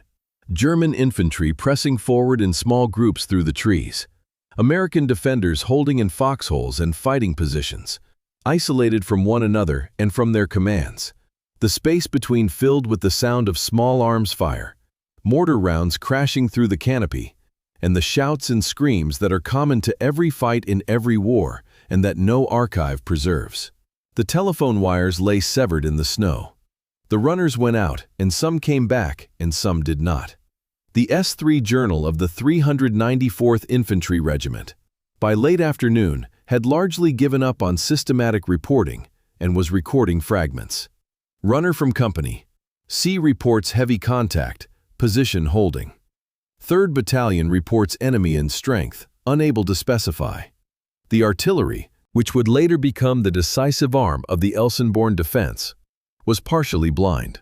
Its forward observers, positioned with the infantry, had lost their wire communications and were attempting to call fire missions by radio, with mixed success, through sets whose batteries were weakened by the cold and whose signals were degraded by the forest canopy. The system was not working as designed. Nothing was working as designed. What was working was the residual, irreducible stubbornness of men in holes who had been told to hold and who, in the absence of any other information, continued to do so. The line was bending. It was not yet broken, and every hour it held was an hour the German timetable could not afford to lose, an hour of fuel consumed without advance, an hour of daylight burning away, an hour in which the panzers waited behind the infantry for a gap that the infantry could not produce. The forest, dark and indifferent, was doing what forests do in war. It was eating timetables. It was swallowing plans. And it was keeping the men inside it alive just long enough to matter. Chapter 6. The Losheimergraben Crossroads. One intersection, one day. There is a hand-drawn sketch map in the records of the 394th Infantry Regiment, held at the U.S. Army Heritage and Education Center at Carlisle Barracks, Pennsylvania. It was submitted by a platoon leader, rank of lieutenant, whose position anchored the American defense at the Losheimergraben Crossroads, a small junction where the international highway from Losheim crossed a rail line and a secondary road at a cluster of stone buildings, including a Belgian customs house. The sketch is done in pencil on standard military message paper. It shows the crossroads in plan view, with small X marks indicating the positions of his 2 machine gun teams. The distances between positions are noted in paces, not meters, not yards, but the lieutenant's own steps, counted out on the ground. The northeastern position, covering the main road from Losheim where any German approach would come, has a penciled annotation. Good field, 200 yards. 200 yards. That was the kill zone. It was not wide, it was not deep. It was a single lieutenant's assessment of the ground in front of his two guns, measured in his own footsteps, written in his own hand, and it defined the tactical geometry of an engagement that would consume an entire German infantry regiment's timetable for 24 hours. Losheimer Graben was not a famous place. Before the 16th of December 1944, it was a hamlet, a customs post on the Belgian-German border, a rail halt, a crossroads used by farmers and border officials. Its military significance was entirely a function of the road network. The International Highway, a paved two-lane road that ran from Losheim in Germany westward through the Belgian Ardennes, was one of the few hard-surface roads in the sector capable of supporting sustained military traffic. For the German 6th Panzer Army, it was part of the essential route network that the armored exploitation forces needed to reach their objectives. The crossroads at Losheimer Graben, where this highway intersected the rail line and a secondary road leading northwest toward Bullingen, was a node, a point where roads converged and diverged, where traffic could be controlled or blocked. In military planning, nodes matter disproportionately to their physical size. A force that holds a crossroads controls not merely the intersection itself, but the movement of everything that needs to pass through it. A force that is denied a crossroads must find an alternate route, and in the Ardennes, with its limited road network and dense forests, alternate routes were measured in hours of additional travel time and thousands of additional gallons of fuel. The crossroads was, in tactical terms, a valve. The Americans held it. The Germans needed to open it. Everything else was detail. The customs house at Losheimer Graben was built of stone. This fact, so mundane it barely warrants mention in any tactical analysis, was in practice one of the structural reasons the position held as long as it did. The Belgian government's pre-war building standards for customs houses in border areas mandated stone foundations and partially stone walls, a requirement driven by considerations of durability, permanence, and official dignity. The result was a building that could absorb machine gun fire and shell fragments without disintegration, unlike the wooden-framed farm buildings that characterized much of the rural Ardennes.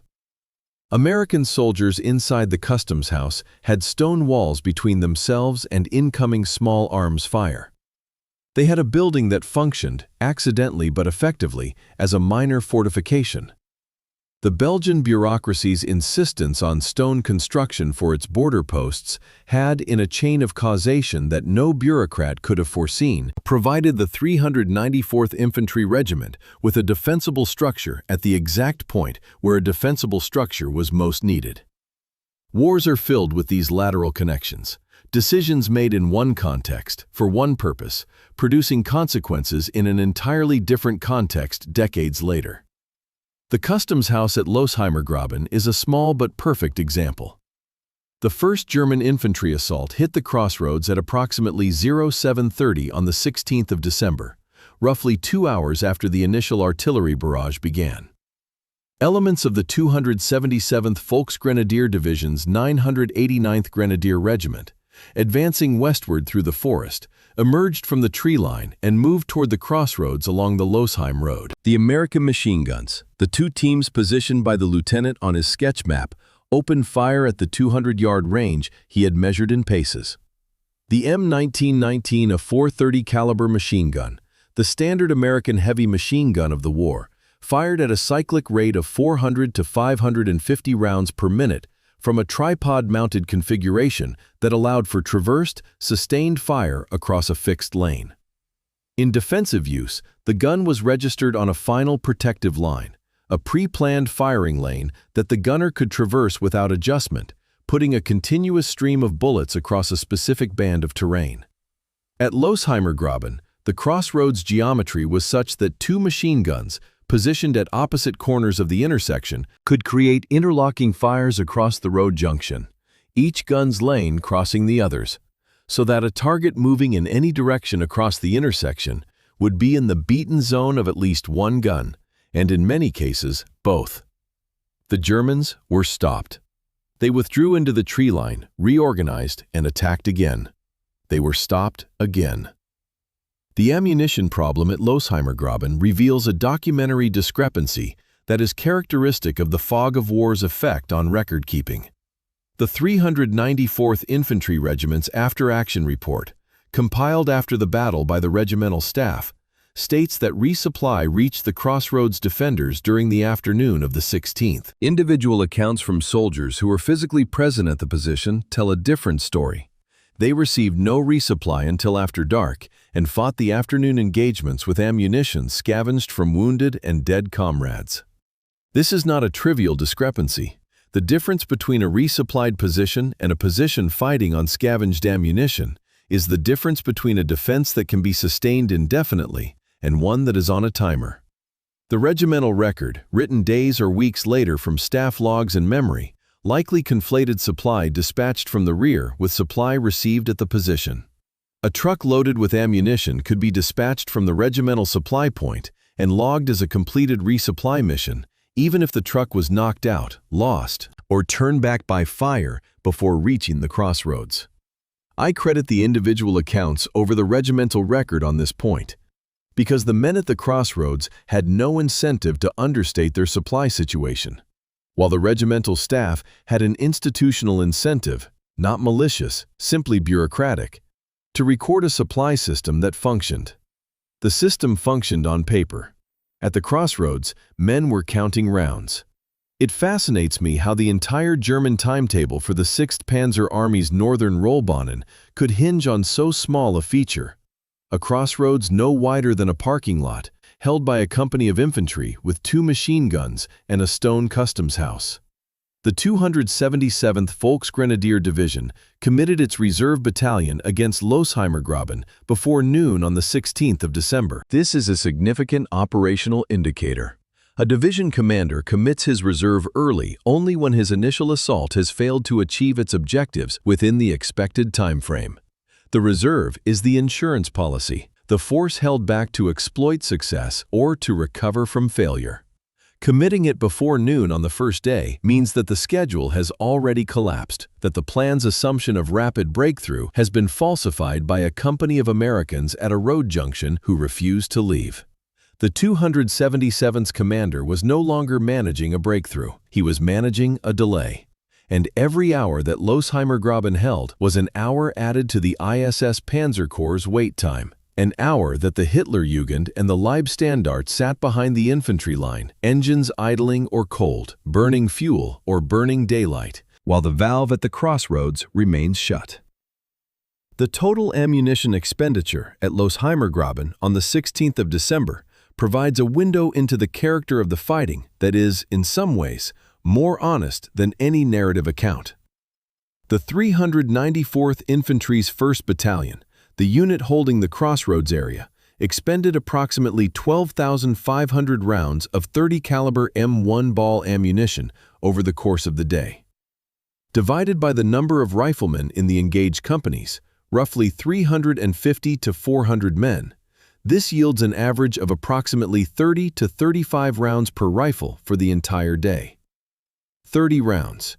That is fewer than 4 full clips for the M1 Garand. It is an astonishingly low number for a day of sustained combat, and it tells a specific story. This was not a firefight characterized by panic firing, by the spraying of ammunition in the general direction of the enemy that is common among frightened, inexperienced troops. This was disciplined, aimed fire. Men were picking targets, or at least picking moments when they could see something to shoot at, and firing with restraint. Whether this restraint was born of training, of ammunition scarcity, or of the simple fact that in a dense forest the opportunities for aimed shots were limited and the instinct was to wait for a clear target rather than waste rounds into the trees, the result was the same. A rate of fire that maximized the effect of every round and stretched a limited supply across an entire day of fighting. The 93% qualification rate from Camp Maxi, whatever its limitations as a predictor of forest combat performance, may have produced exactly this.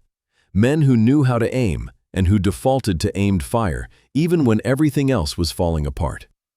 By nightfall on the 16th, Losheimer Graben was still in American hands. The 277th Volksgrenadier Division had lost the better part of a day, the entire day in fact, trying to open a road junction that the operational plan had assumed would be open by noon. The ISS Panzer Corps had not passed through. Rollbahn C was blocked. To the south, elements of the 12th Volksgrenadier Division, attacking in the adjacent sector, had achieved deeper penetrations through the thinner American positions in the Losheim Gap. But these penetrations were in areas with fewer paved roads and less suitable routes for armored exploitation. The failure at Losheimer Graben meant that the northern Rollbahnen were choked, and the armored divisions that were supposed to exploit through them were stacking up behind the infantry like trucks behind a closed gate. The German staff responded by diverting forces southward, seeking alternate routes, a decision that would spread the attack's weight across a broader front, but that conceded the central point. The planned axis of advance through the Elsenborn sector was not opening on schedule. One crossroads, one day, one lieutenant's sketch map with distances measured in paces. These were the materials of a delay that would ripple upward through the German command structure and contribute, hour by hour, to the unraveling of the 6th Panzer Army's timetable. The crossroads fell eventually, of course. It could not hold indefinitely. The defenders were too few, too lightly armed, and too isolated for permanent defense against a division-strength assault. But eventually was not by noon, which was what the German plan required. The position held through the night of the 16th and into the 17th, by which time the broader situation had changed. The 2nd Infantry Division was moving to establish a defensive line at Rocherath Krinkelter. 5th Corps artillery was beginning to mass on the Elsenborn plateau, and the entire character of the battle was shifting from the chaotic meeting engagements of the first day to the organized, prepared defense that would ultimately define the Elsenborn stand. Losheimer Graben had served its function, not as a fortress, not as a decisive victory, but as a break. It had converted the German plan's assumed 24-hour breakthrough into a 48-hour slog. And those additional 24 hours were the difference between an American defense caught in transition and an American defense set in prepared positions with massed artillery. Time is the currency of defensive warfare. The men at Losheimer Graben, with their 2 machine guns and their stone customs house and their 30 rounds per rifle, had purchased time that could not be bought any other way. The sketch map with the paced distances is still in the archive at Carlisle Barracks. It is not displayed. It is not famous.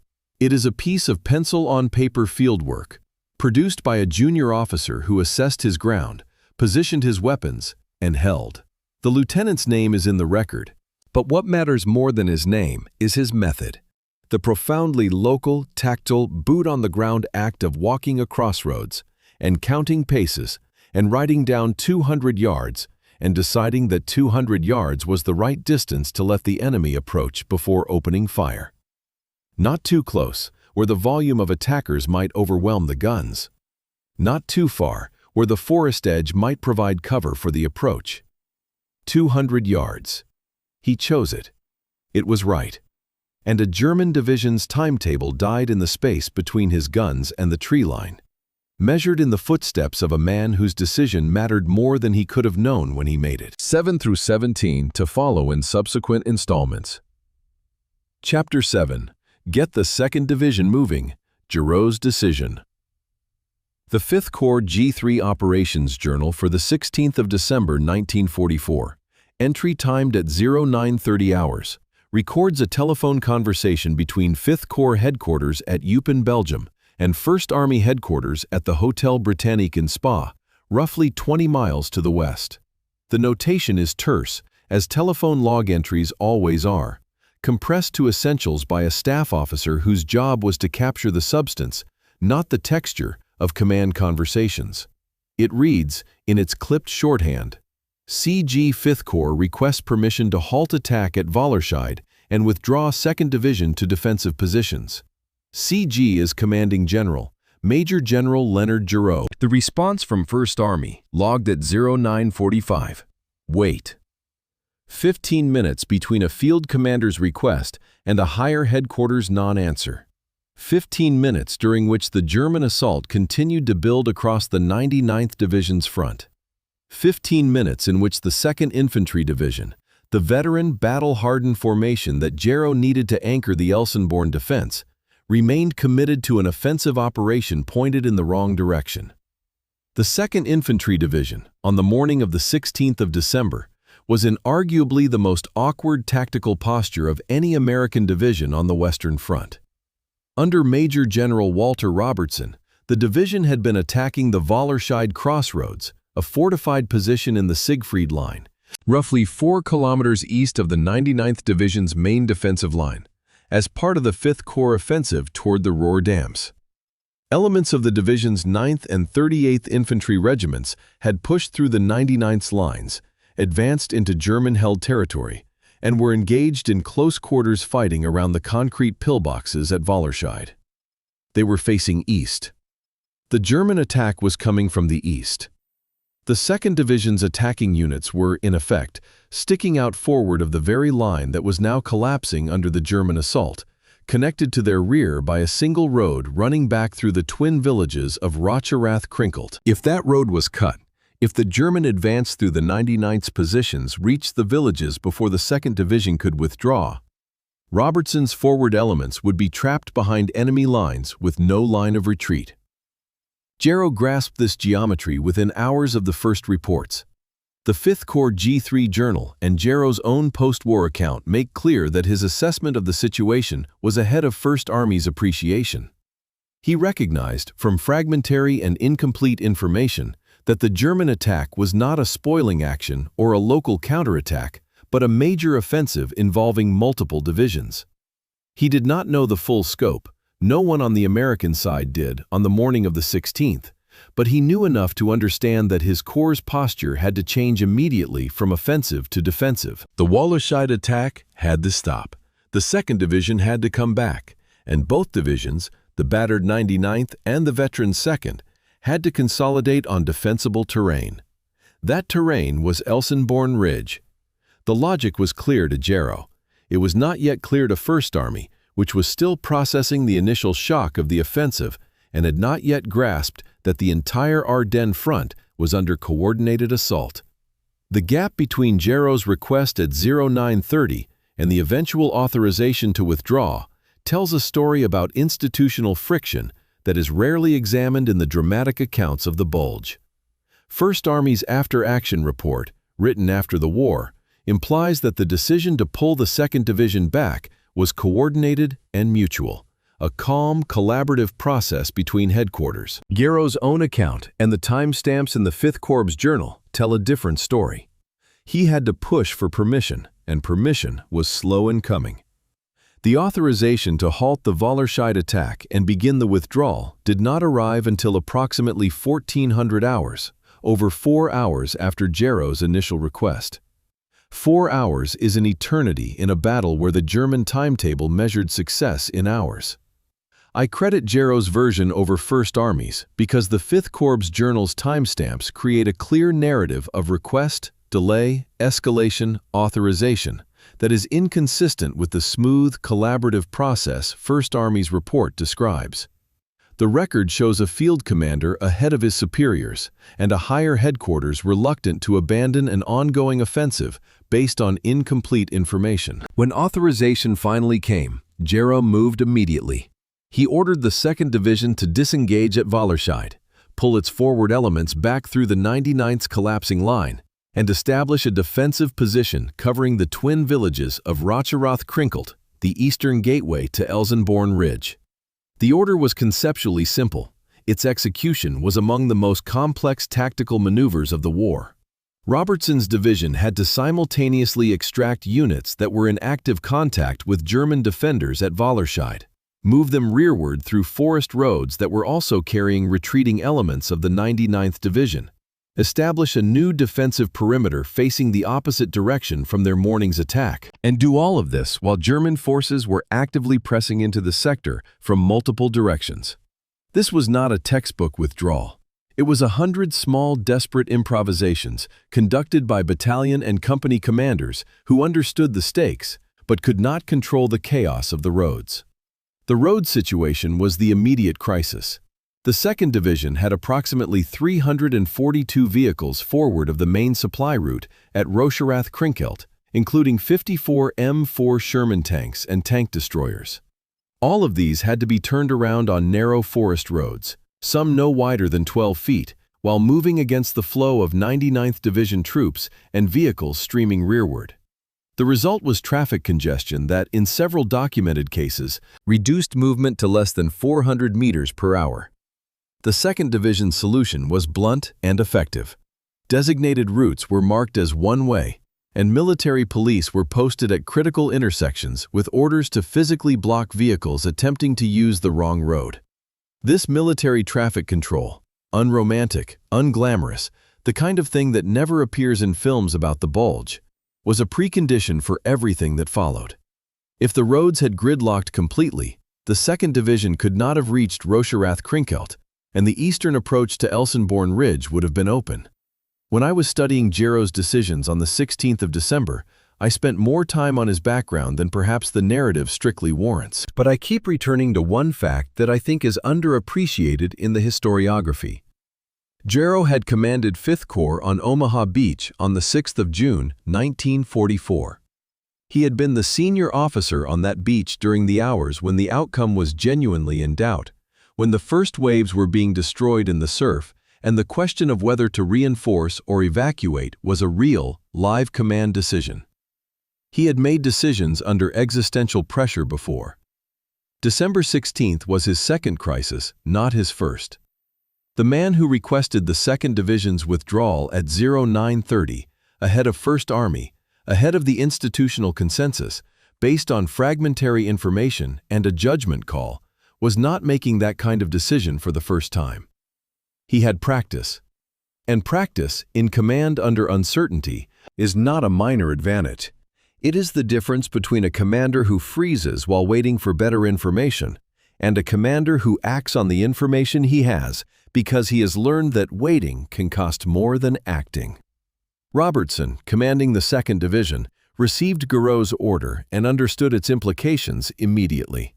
His division had to hold the twin villages long enough for the entire American force, 2nd and 99th Divisions together, to consolidate on Elsenborn Ridge. The villages were not the final position. They were the doorway. Robertson's job was to stand in the doorway and hold it open while everyone passed through, then close it behind him and retreat to the ridge. This concept, holding the door, is simple to describe and excruciating to execute. Because the men holding the doorway are the last ones out, absorbing the full weight of the enemy's advance, while their comrades establish positions behind them. Robertson's officers and NCOs understood this without being told. The 2nd Division had been in combat since Normandy. Its men knew what a rearguard action meant. They knew some of them would be the cost of the door staying open. By nightfall on the 16th, Gero had conceptualized what would become the northern shoulder of the Bulge. His operational overlay for the evening of the 16th shows a continuous defensive line running from Monschau in the north, where the 99th Division's 395th Regiment and elements of the 38th Cavalry Squadron held firm, southward through the Elsenborn Ridge to the twin villages at Krinkelter. This was not an improvisation. It was a plan, hasty, informed by incomplete intelligence, and dependent on units that were still in transit, but a plan nonetheless.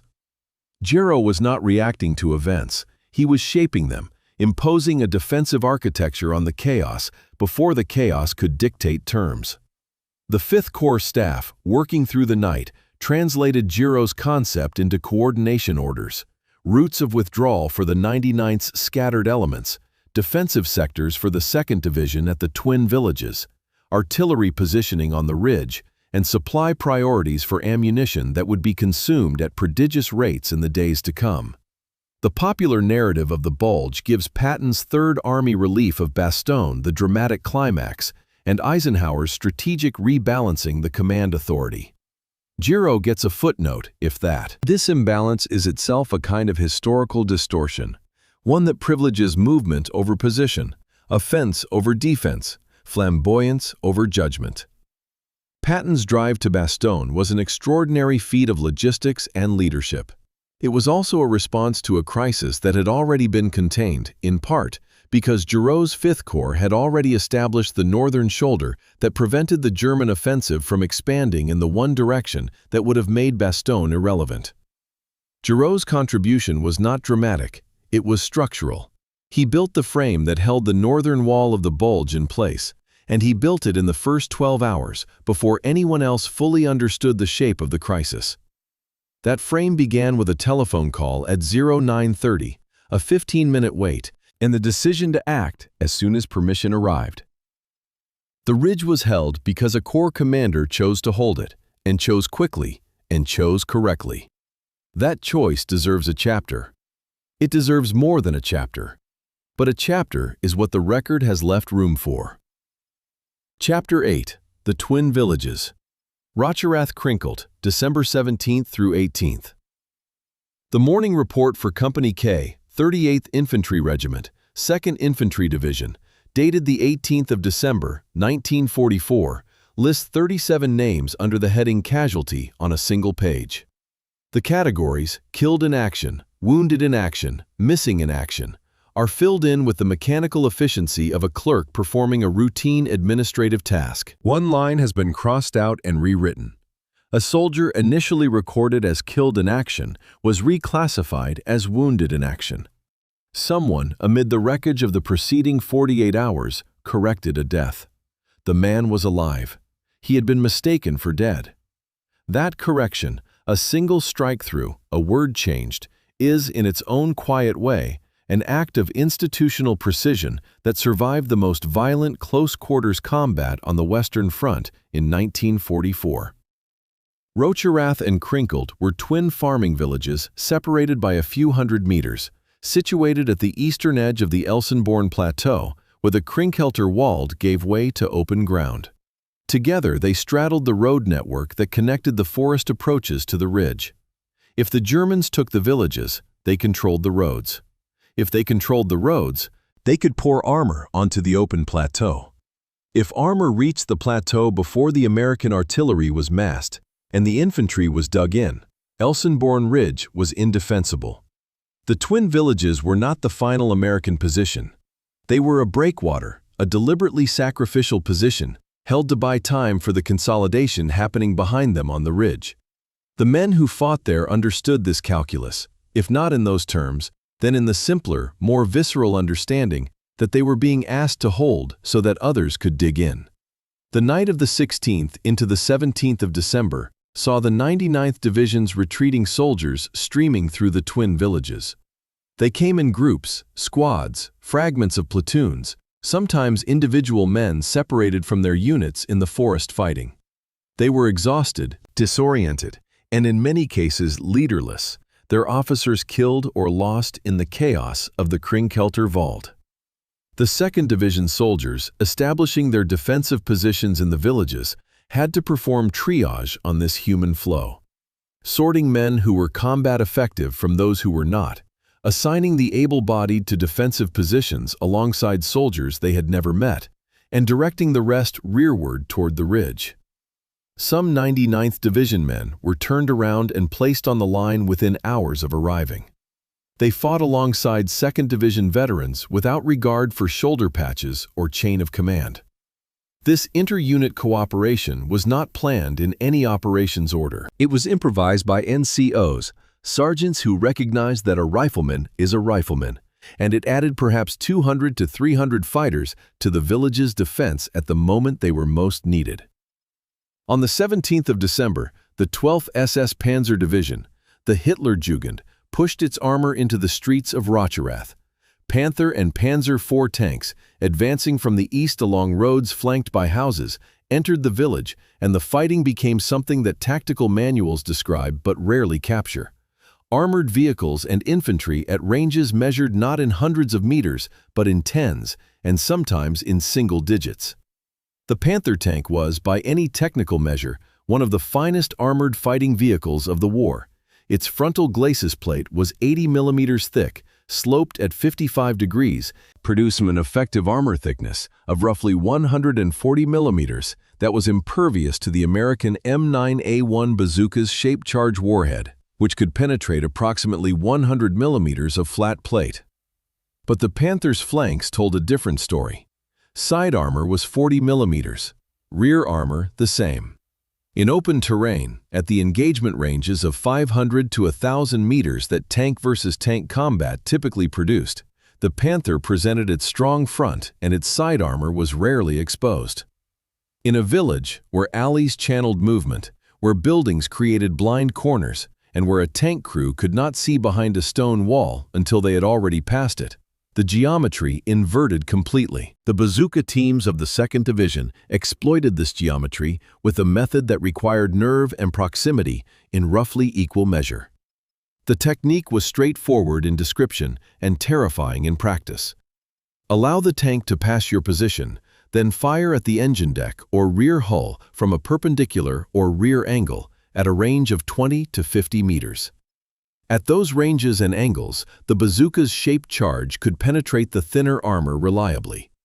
But the technique required the shooter to be close enough to the tank to hear its engine and smell its exhaust, hidden behind a wall or in a cellar window, waiting for a vehicle whose machine guns and coaxial armament could kill him instantly if he was spotted before he fired. If the tank had infantry screening its flanks, as doctrine demanded, the bazooka team was virtually suicidal.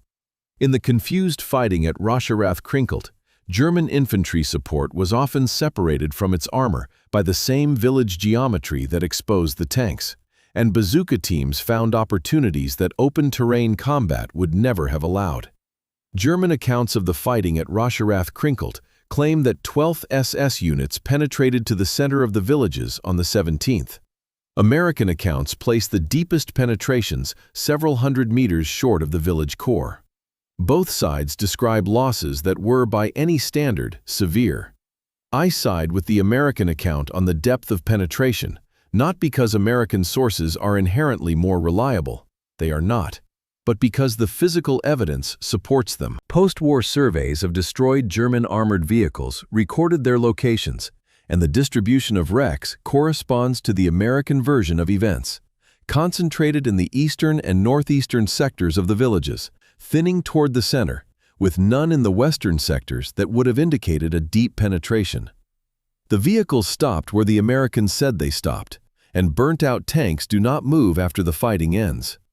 Between the 17th and 19th of December, the 12th SS Panzer Division lost an estimated 67 armored vehicles, tanks, assault guns, and armored personnel carriers, in and around the twin villages. To place this number in its proper context requires the kind of production data that is rarely mentioned in tactical narratives, but that tells the strategic story more honestly than any account of individual heroism.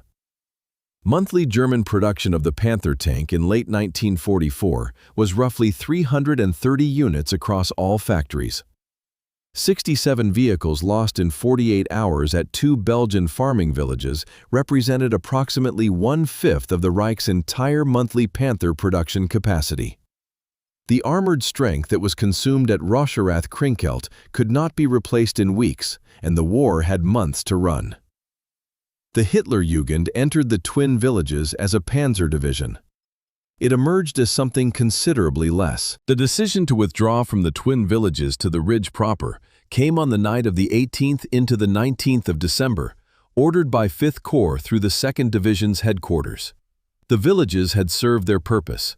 The breakwater had held long enough for the American force on Elsenborn Ridge to consolidate. Artillery batteries were in position, infantry defensive lines were dug, supply routes were established. The twin villages could now be yielded without yielding the ridge behind them. The withdrawal was executed under fire, in darkness, through streets littered with the debris of 2 days of close-quarters combat. The last American elements left Krinkelter in the early morning hours of the 19th. They destroyed equipment they couldn't evacuate. In some cases, they booby-trapped buildings. The withdrawal was orderly, a word that seems almost absurd given the preceding 48 hours. But that the after-action reports confirm. Units moved on designated routes, in sequence, with rearguard elements covering the withdrawal. The discipline that made this possible was the discipline of a veteran division. The 2nd had done difficult things before, and the institutional muscle memory of controlled movement under fire was embedded in its NCO core. I struggle with the narration of Rocherath Krinkelter because the violence of the fighting resists responsible description. The temptation, for any writer, historian, or otherwise, is either to sanitize or to sensationalize. The morning reports offer an alternative. They reduce the chaos to names and categories. They are bureaucratic documents, devoid of emotion, recording losses with the same format they would use to record transfers or promotions. There is a kind of dignity in that format, a refusal to editorialize on suffering that the narrative voice cannot improve upon. 37 casualties on one page from one company in one day. The categories filled in. 1 death corrected to a wound. The form completed, filed, and forwarded up the chain. The administrative machinery of the Army continued to function inside the furnace of Rocherath Krinkelter and its products. These morning reports, these dry columns of names and numbers, are, in their restraint, the most honest documents the battle produced. The twin villages, abandoned by the Americans on the morning of the 19th, were occupied by German forces that found themselves in possession of rubble. The road network the villages controlled now led to an open plateau dominated by American artillery. The 12th SS Panzer Division had paid with 67 armored vehicles for a pair of shattered farming communities that provided no further avenue of advance. The doorway that Robertson's men had held was now closed, not because the door still stood, but because behind it, on the ridge, the American defense had set in concrete. The breakwater had done its work. The villages were the cost, the ridge was the prize, and the ridge was held. Chapter 9.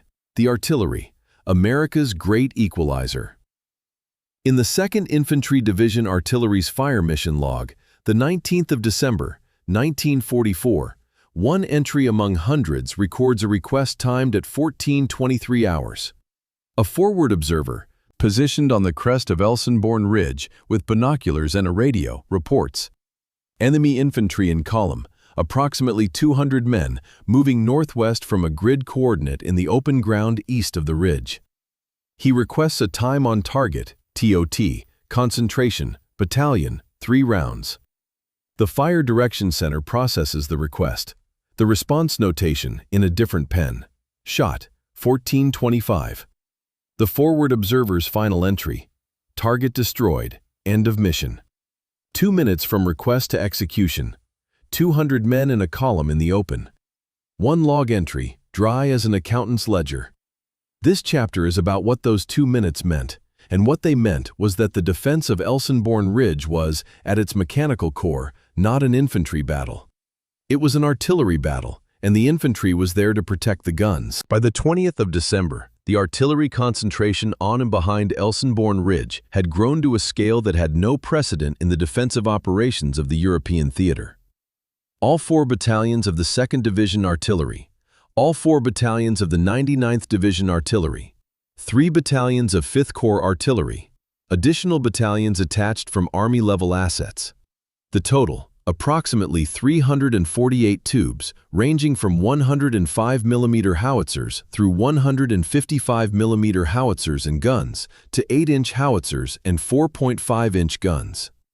These weapons were positioned on the western and southern slopes of the ridge, behind the crest, invisible to direct observation from the German-held ground to the east. Forward observers on the crest itself maintained continuous observation of the eastern approaches, the open, treeless plateau that offered no cover and no concealment to anything that moved. The technical advantage that made this concentration lethal and that separated the American artillery from every other belligerence was the Fire Direction Center system.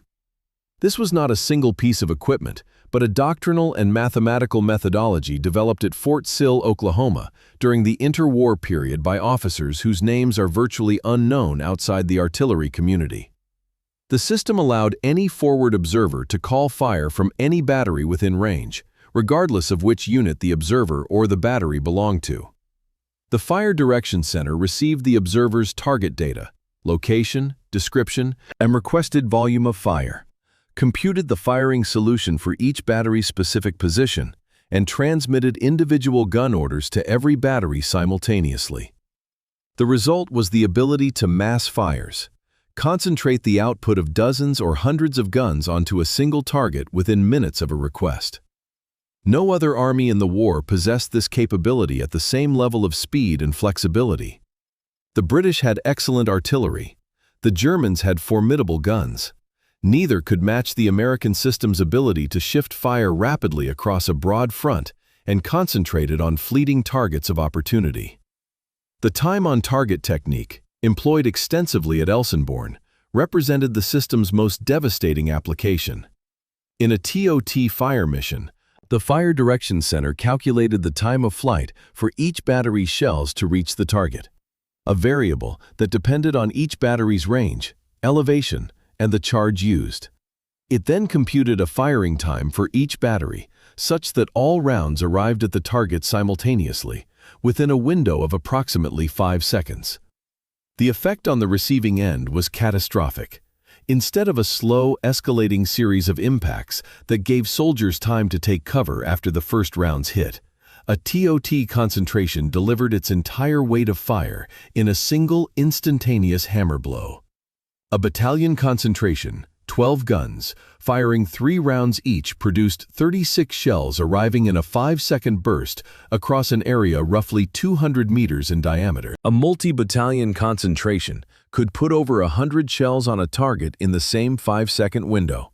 Against infantry in the open, which is what the eastern approaches to Elsenborn Ridge offered, the mathematics were merciless. The Fire Direction Center journals from the Elsenborn defense, however, tell a story that is more complicated than the post-war accounts of smooth, seamless coordination suggest. Post-war memoirs by artillery officers credit the American system's effectiveness to superior pre-war training and institutional excellence. And this is true in the broad sense.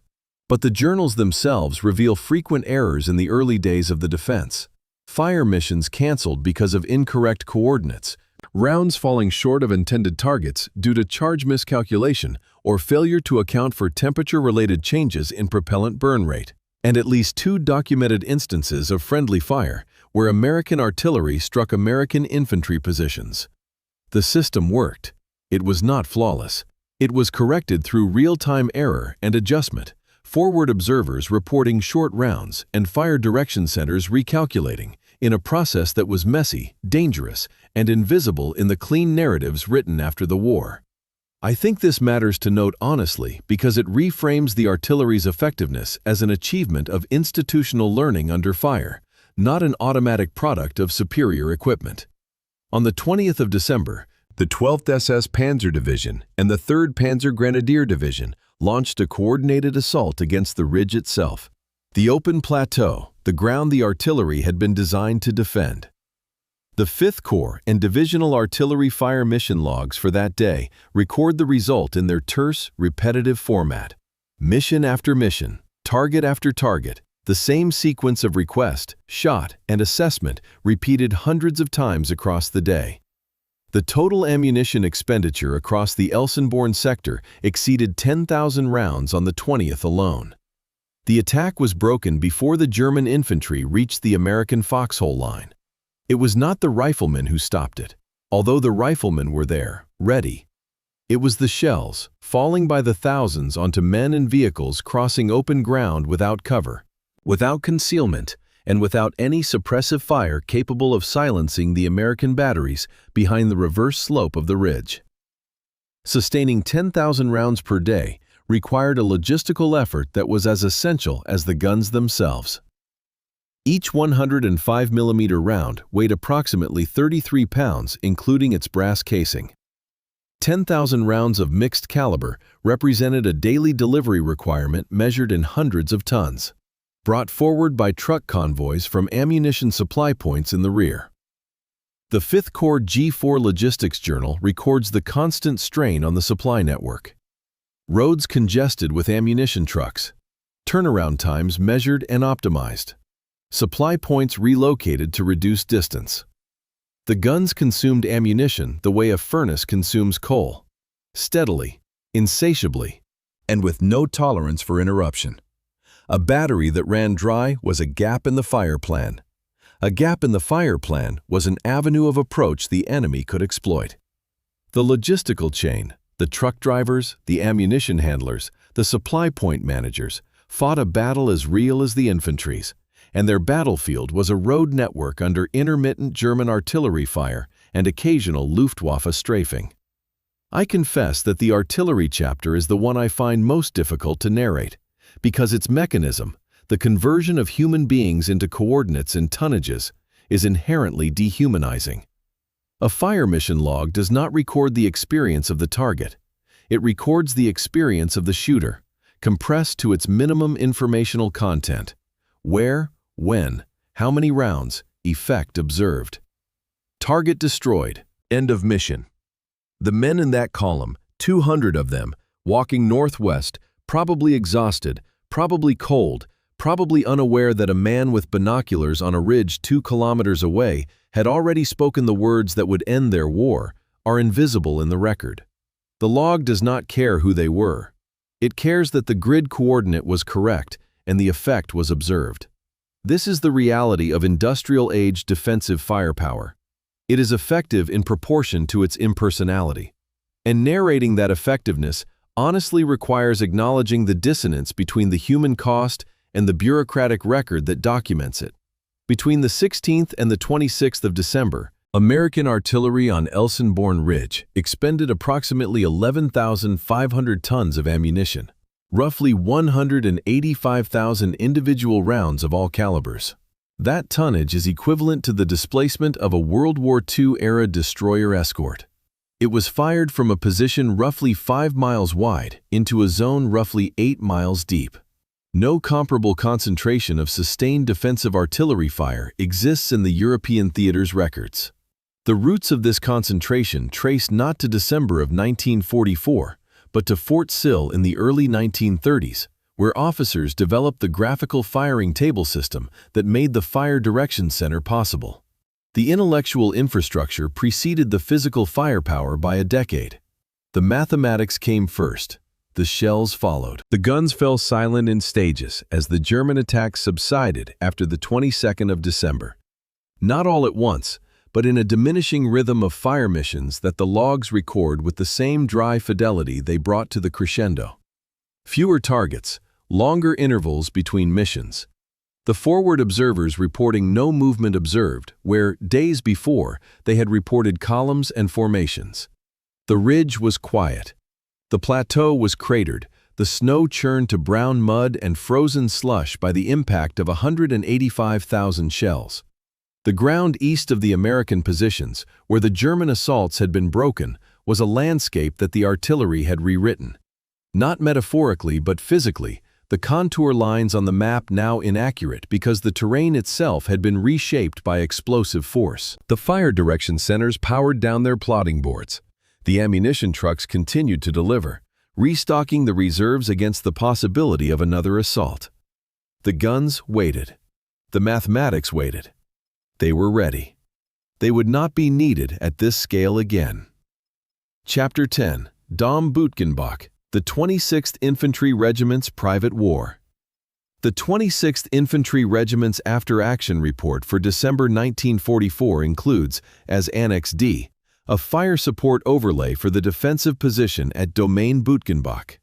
Dom Buchenbach, the estate farm complex south of the town of Buchenbach on the Elsenborn Plateau's southern flank.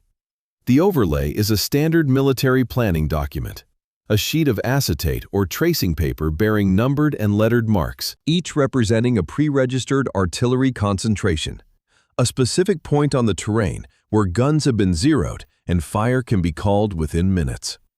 There are 42 such concentrations on this single overlay.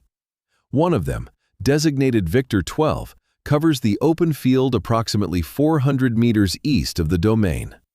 Beside the designation, someone has written in red grease pencil, V12, 4 battalions.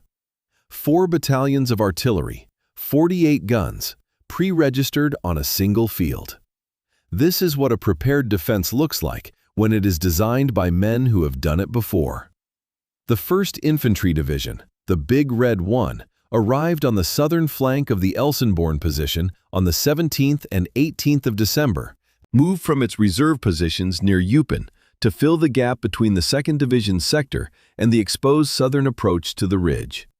The 26th Infantry Regiment, one of the division's 3 infantry regiments, was assigned the Dom-Bootgenbach sector. Its commander was Colonel John F.R. Seitz, a professional officer whose experience included something unusual and directly relevant. He had served as an observer during the British defense of El Alamein in 1942. At El Alamein, the British had broken Rommel's last offensive with a defensive scheme built on deep minefields, pre-registered artillery, and infantry integrated with anti-tank weapons in prepared positions. The similarity between that scheme and what Seitz built at Dom-Bootgenbach is not coincidental. Seitz had seen what worked. He reproduced it. Seitz had roughly 48 hours to prepare his position before the first major German assault. He used them with the methodical thoroughness of a veteran commander who understood that defensive battles are won in the preparation, not in the fighting. His regiment registered the 42 artillery concentrations documented on the Annex D overlay.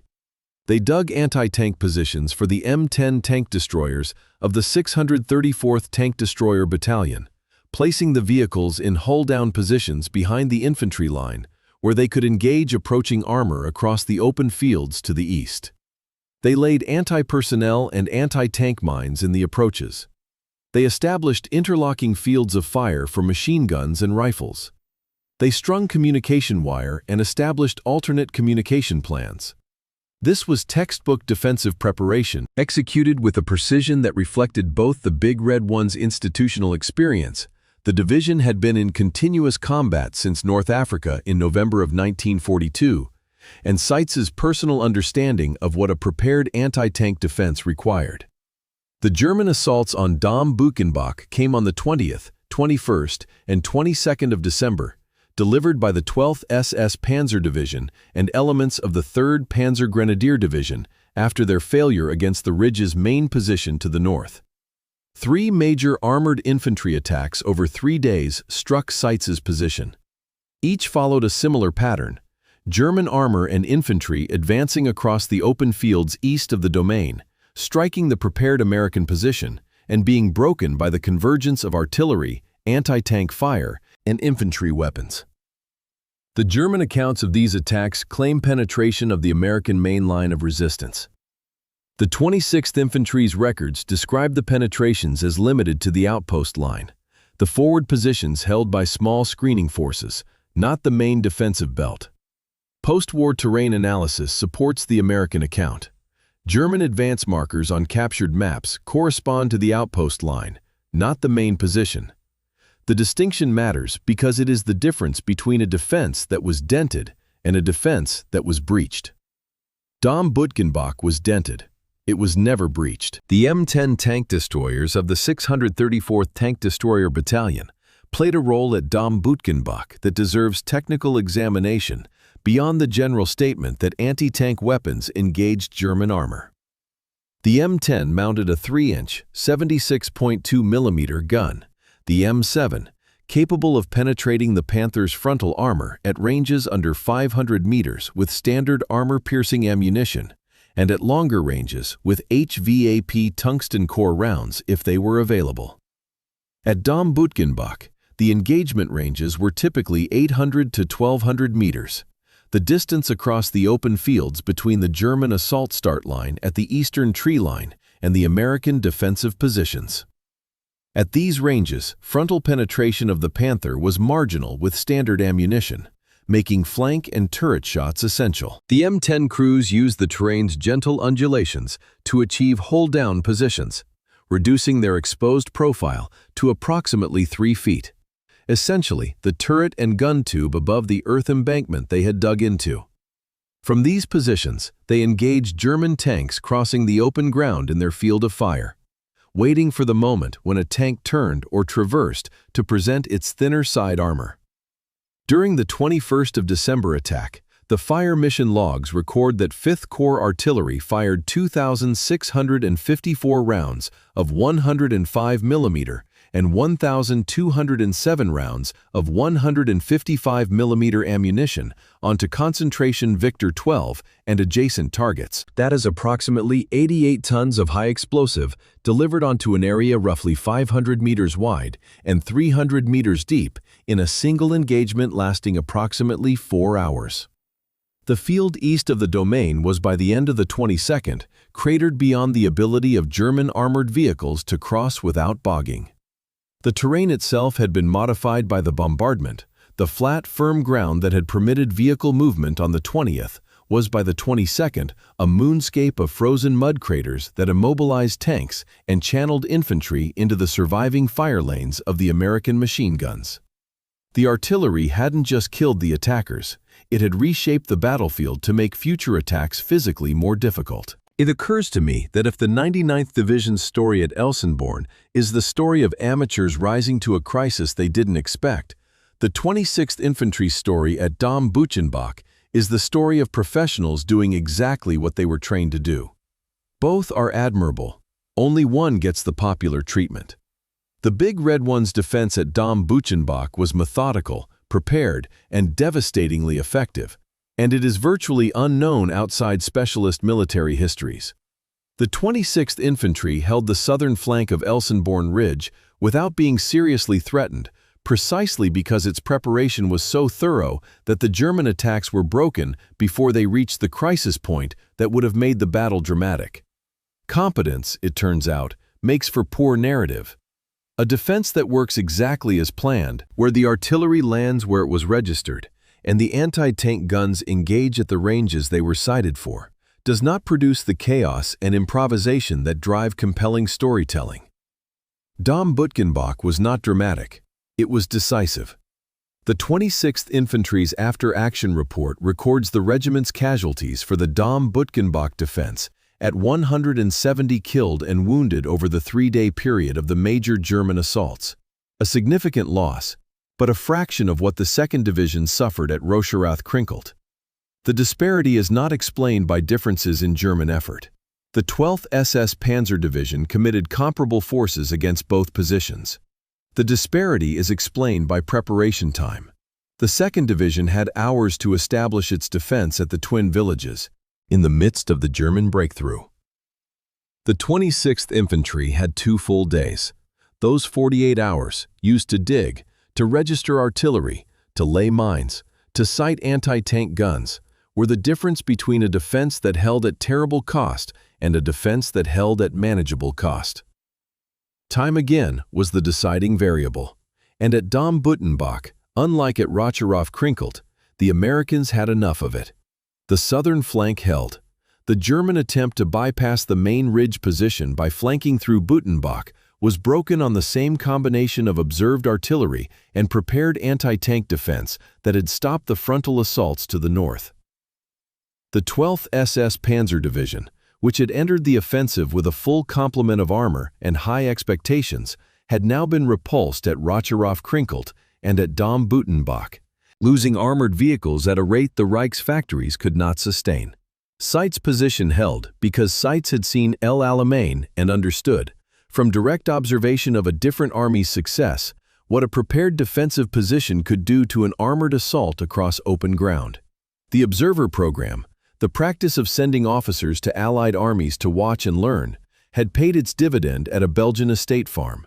The knowledge that traveled from the Egyptian desert to the Elsenborn plateau was the knowledge that mines, guns, and pre-registered artillery, properly integrated, could stop tanks. Seitz knew this. He built it. It worked. Chapter 11. The German Dead. Counting the Cost East of the Ridge. Graves Registration Team 603's report for the sector east of Elsenborn, dated the 4th of January, 1945, documents the recovery of 187 German dead from a single field. The same field covered by concentration Victor 12 at Dom Buchenbach. The report notes that 141 of the 187 showed multiple fragment wounds consistent with high explosive shell burst. 23 bodies are described as incomplete, requiring partial recovery. Attached to the report is a small manila envelope containing personal effects recovered from an unidentified German soldier.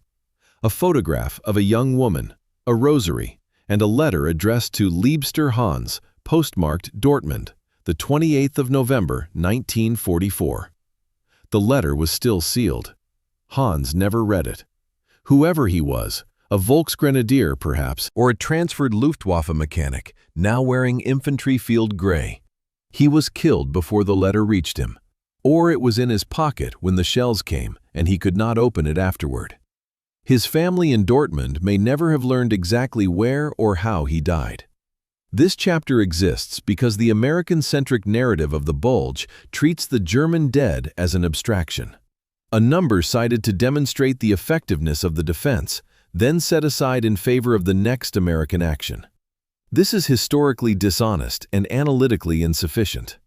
The men who died east of Elsenborn Ridge were not a statistic. They were soldiers, mostly young, sent into prepared fire zones by a command structure that understood the ground was unfavorable and attacked anyway because the political system above the military system could not absorb the concept of cancellation. Narrating their deaths honestly requires moving beyond the American fire mission logs and into the aftermath, the physical reality of what massed artillery does to a formation in the open, as documented not by the gunners who fired, but by the men who recovered the dead.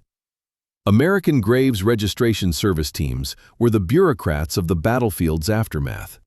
Their job was systematic: move through the area after combat, recover the dead, American and German alike, search them for intelligence materials and personal effects, catalog the effects, record the location and apparent cause of death, and arrange for burial. For German dead, personal effects were collected in individual envelopes, tagged with whatever identification could be established from Soldbücher, paybooks, identity discs, or unit insignia.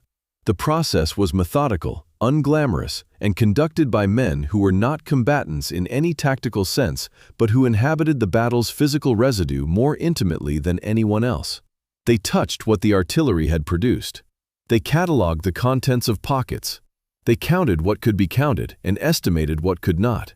The wound analysis from Graves registration and medical officer field reports tells a forensic story that contradicts a persistent element of German veterans' post-war accounts. Over 70% of German dead examined in the Elsenborn sector showed wounds consistent with artillery fragmentation, a rate significantly higher than the European theater average of approximately 53%. German survivors' accounts, by contrast, frequently emphasize American small arms and machine gun fire as the primary threat. The discrepancy is explained by a well-documented phenomenon in combat perception. Soldiers remember what they can see shooting at them: muzzle flashes, tracers, the visible mechanics of direct fire. Artillery is largely invisible to its targets. The shells arrive from beyond visual range, and the forward observers who direct them are small figures on a distant ridge, indistinguishable from any other soldier. The German survivors remembered the rifles and machine guns because those were the weapons they could perceive. The artillery that killed the majority of their comrades was, experientially, an impersonal force, thunder from an empty sky. The forensic evidence is unambiguous. The ridge was defended primarily by shell fire. The infantry was the frame. The artillery was the wall. The age composition of the German dead at Elsenborn is a data point that requires unflinching acknowledgement. A significant proportion of the recovered dead were between 17 and 19 years old, consistent with the late war replacement patterns of both the Volksgrenadier divisions and the 12th SS Panzer Division, which had replenished its losses from the Normandy campaign with conscripts barely old enough to be called adults. Among the Volksgrenadier dead were former Luftwaffe ground crew and Kriegsmarine personnel, men who had been trained as aircraft mechanics and sailors, and who were killed as infantry in Belgian fields they could not have located on a map 6 months before their deaths. The institutional machinery that moved these men from aircraft hangars and ship compartments to the frozen ground east of Elsenborn was the same machinery that produced the attack orders with the colored pencil overlays. It was efficient, it was methodical, and its output was 18-year-olds with 8 weeks of infantry training, walking into pre-registered artillery concentrations. The total casualty figures for the German forces in the Elsenborn sector during the period from the 16th to the 26th of December are estimated at approximately 4,500 killed and 7,000 wounded among the divisions that directly assaulted the ridge and its flanking positions. Roughly 11,500 total casualties from a committed force of approximately 30,000. That represents a casualty rate of roughly 38%, exceeding the threshold at which military doctrine considers a unit combat ineffective, typically set at 30%.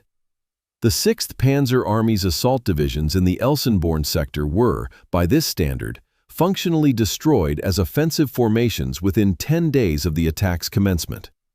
They still existed as organizations, they still held ground, but their capacity to conduct offensive operations, to break through, to exploit, to pursue, was gone. Consumed in the open fields and forested approaches east of a ridge they could not cross.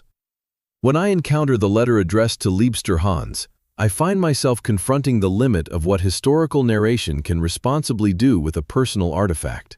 The letter is a primary source. It is evidence of a human connection. Someone in Dortmund who cared about a soldier named Hans, who wrote to him in November expecting him to read the letter in December, who did not know that the letter would arrive in a pocket on a body in a field where 187 other bodies lay in the same frozen mud. To use this artifact for emotional effect in a documentary is easy and, I think, honest, so long as the emotion is grounded in what the artifact actually tells us, which is something about the gap between the private world of a letter and the industrial world of a fire mission log. Hans is in both records. He is Liebster Hans in the letter, and he is part of the number 187 in the Graves registration report. The two records describe the same man and share no common language. The uncollected dead present a final, uncomfortable dimension. Not all German dead in the Elsenborn sector were recovered during the January cleanup. 5th Corps G4 reports from January and February of 1945 note that some bodies in the deep forest and in the more remote sections of the open ground east of the ridge remained under snow. Belgian civilians reported finding remains as the snow melted in the spring and into the summer of 1945. The Belgian commune's records for the area note periodic discoveries continuing for years after the war. The ground was slow to release what it had been given. Each spring's thaw was a minor exhumation conducted not by Graves registration teams, but by farmers and road workers who encountered what the winter had preserved. The forensic reality of what massed artillery does to a human body is not something I will describe in detail, because the Graves registration reports describe it in clinical language that is sufficient for the historical record and that I do not wish to sensationalize. What I will note is the specific mechanism. A 105mm high-explosive shell contains 2.18 pounds of TNT and a steel body that fragments into approximately 1,950 pieces upon detonation. The effective casualty radius is roughly 25 meters.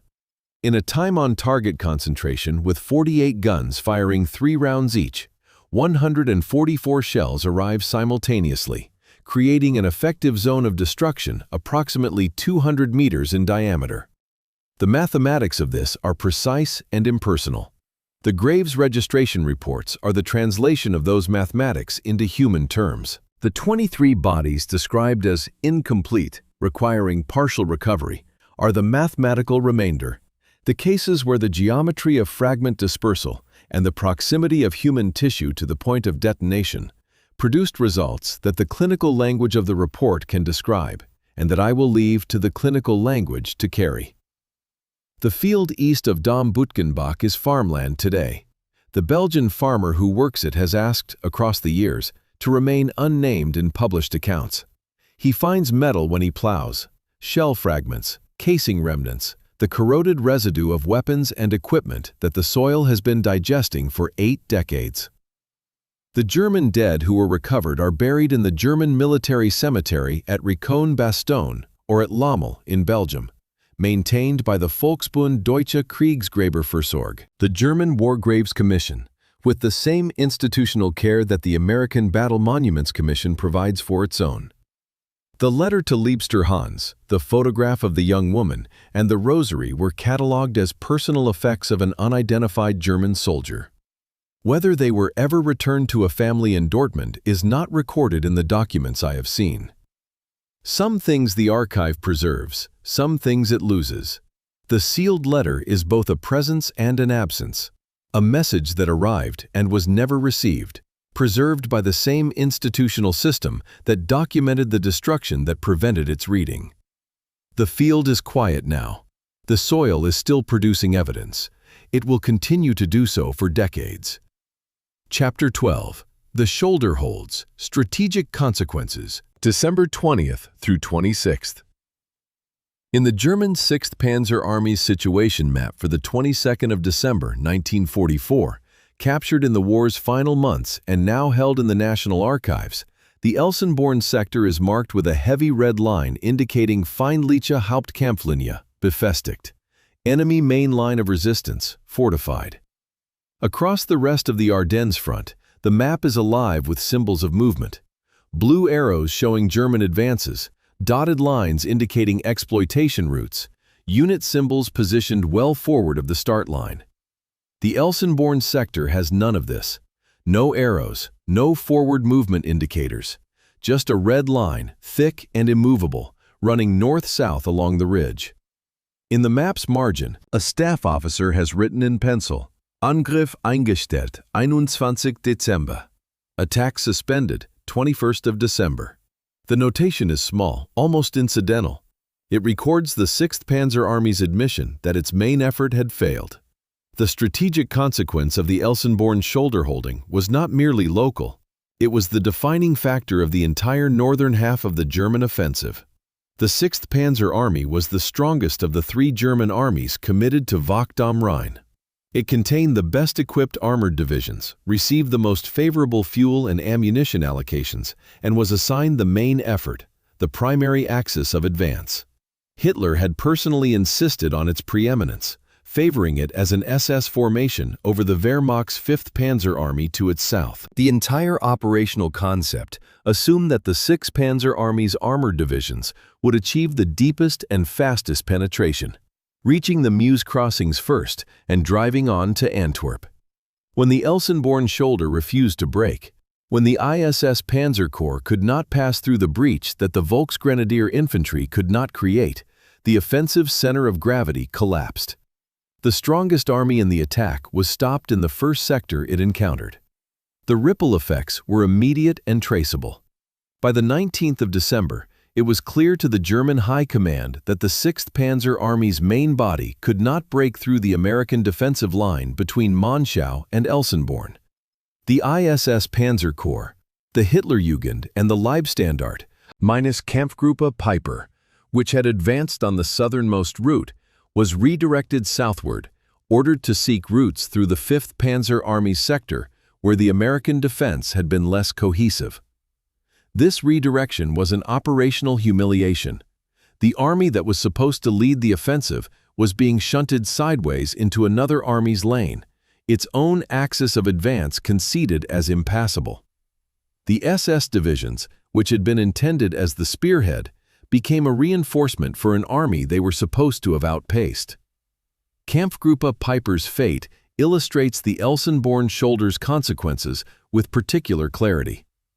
Piper's reinforced battle group, which had advanced furthest on Rollbahn D, the southernmost of the 6th Panzer Army's routes, had pushed deep into the American rear, reaching La Glaise by the 19th of December.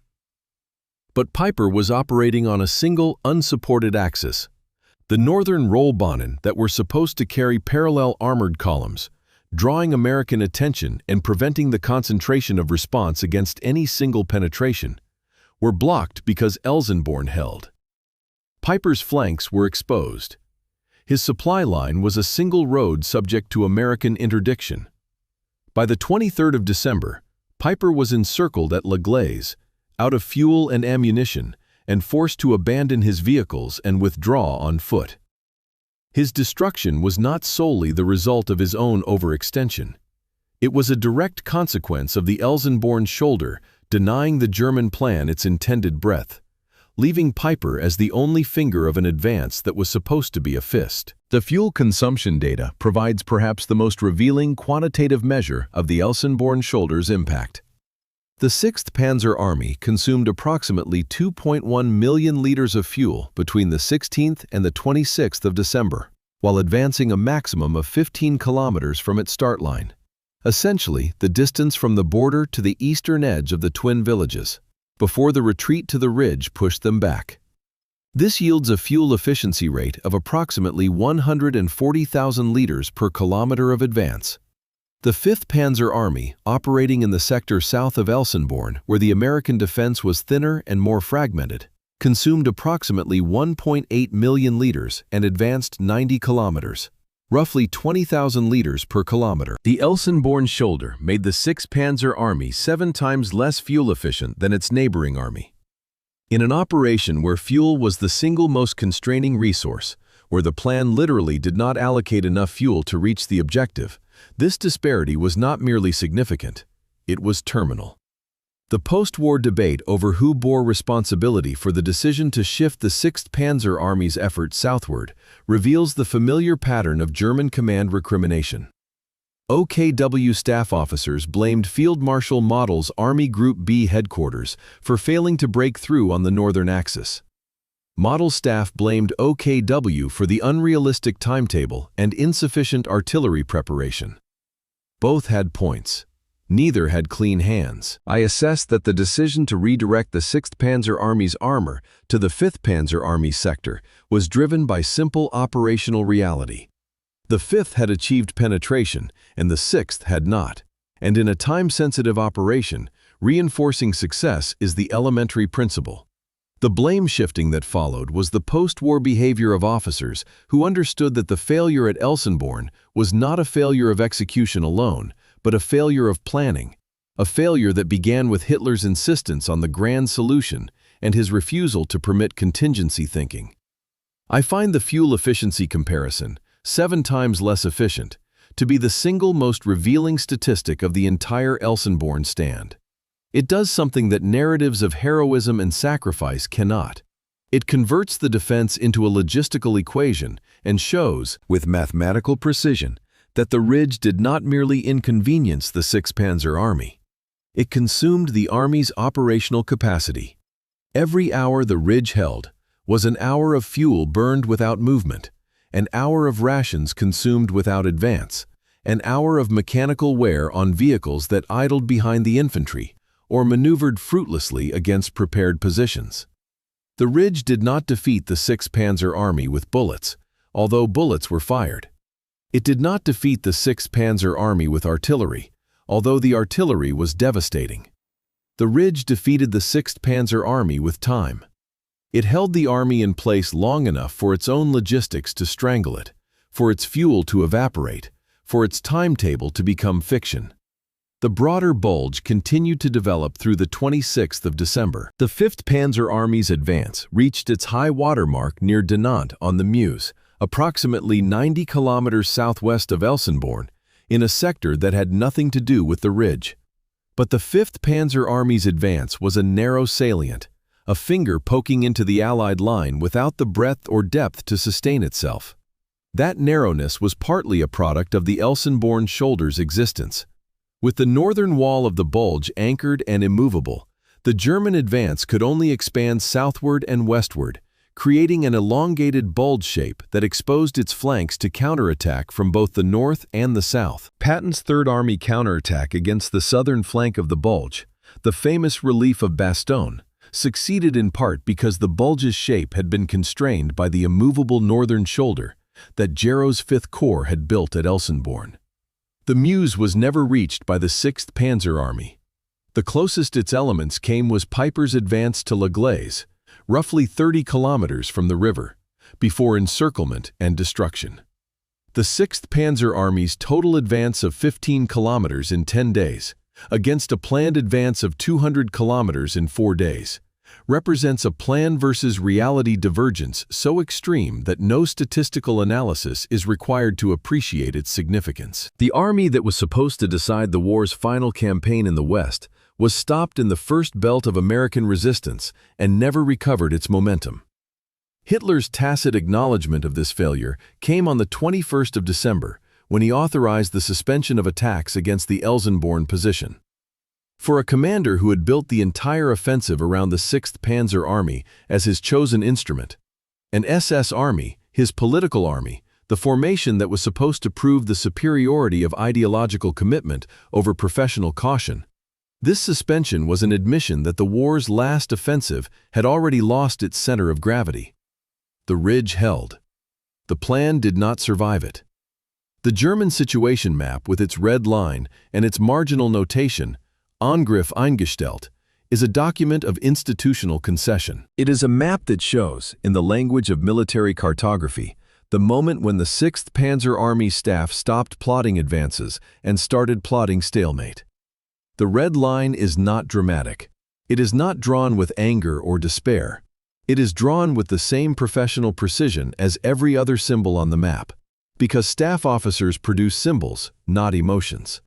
But what the line represents, an impassable barrier where the plan required an open road, is the single most consequential cartographic mark on any German operational map of the Ardennes offensive.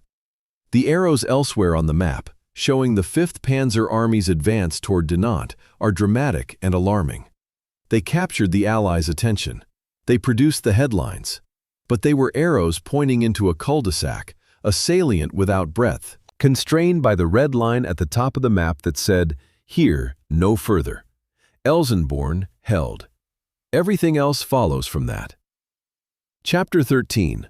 The Cold, Trenchfoot, Frostbite, and the Attrition of Stillness. The 5th Corps Surgeon's daily report for the 28th of December, 1944, contains a table headed Non-Battle Casualties by Division. The format is standard military medical reporting, columns, rows, categories, numbers. Under 2nd Infantry Division, the entry reads, Trenchfoot, 127, Frostbite, 43, Respiratory Illness, 31, Total Non-Battle Casualties, 201. Under Battle Casualties for the same 24-hour period, Killed in Action, 3, Wounded in Action, 19, Total Battle Casualties, 22. The non-battle casualties outnumber the combat casualties by a ratio of more than 9-to-1. The German attacks on Elsenborn Ridge had effectively ceased by the 22nd of December. The artillery still fired, the forward observers still watched, and the infantry still manned its foxholes. But the crisis of the assault had passed, replaced by the quieter and in many ways more insidious crisis of static winter defense. The men on the ridge could not leave their positions during daylight because German observation and intermittent shelling made movement above ground dangerous.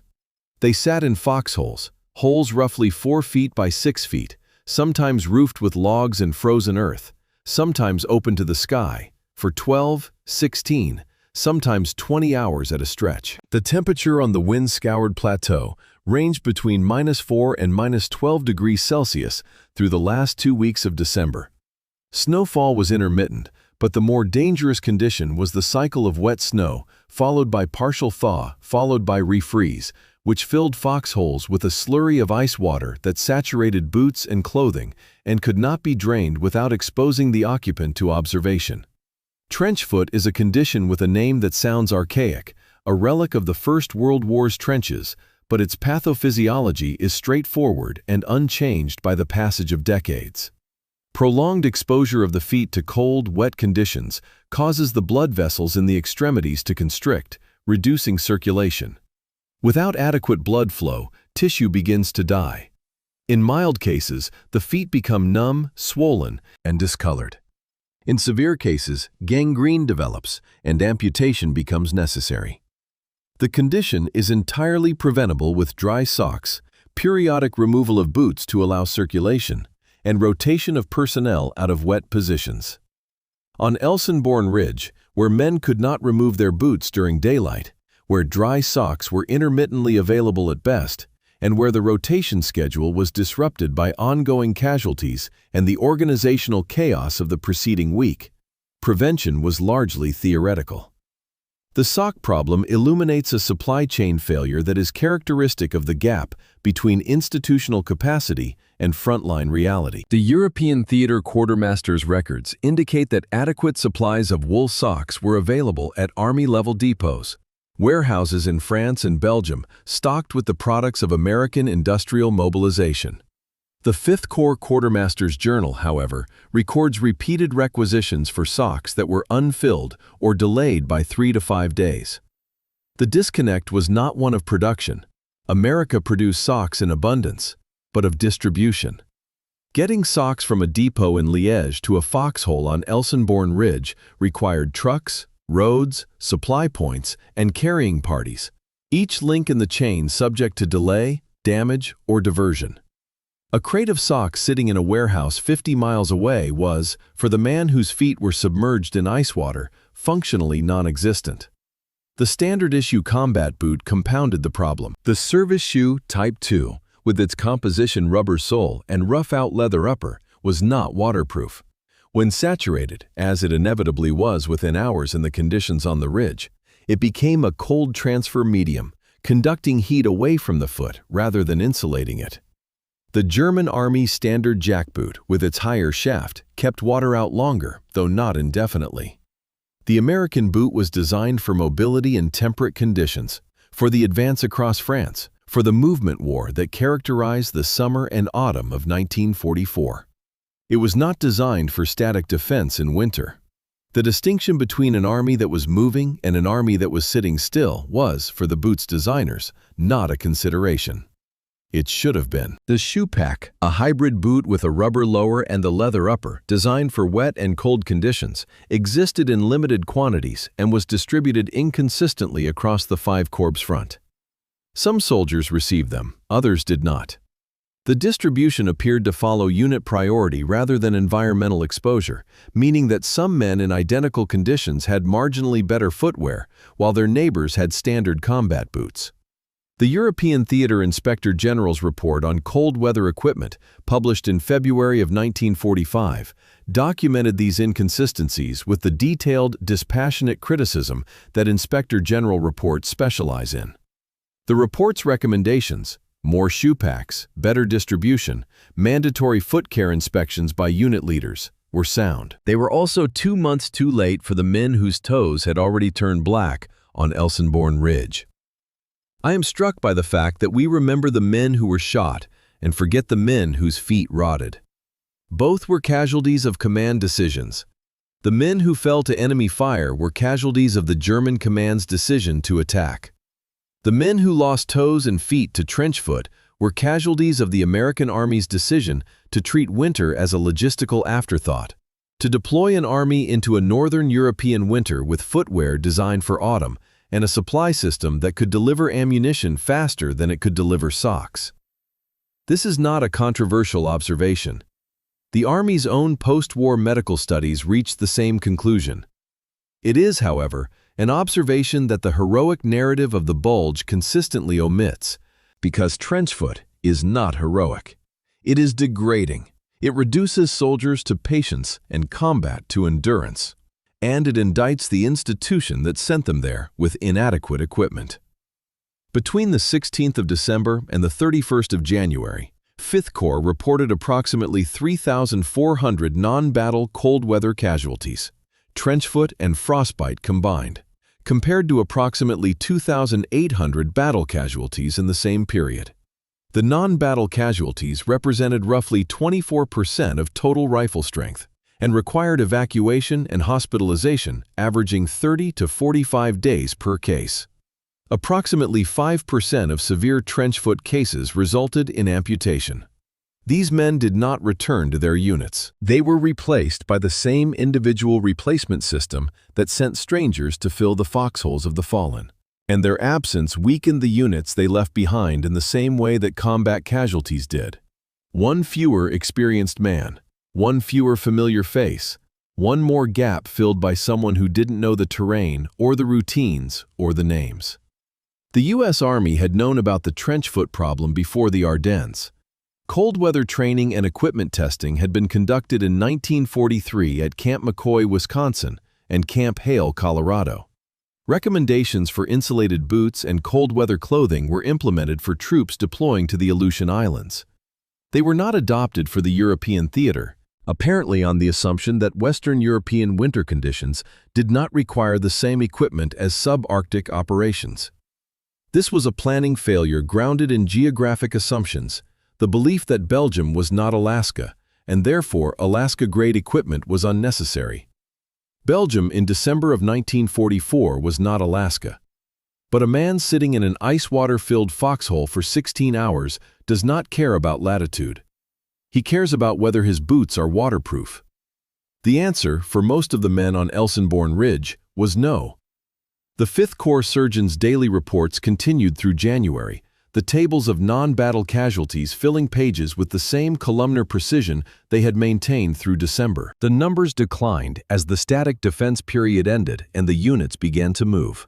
Movement itself being a form of treatment, because walking generates circulation. But the damage was done.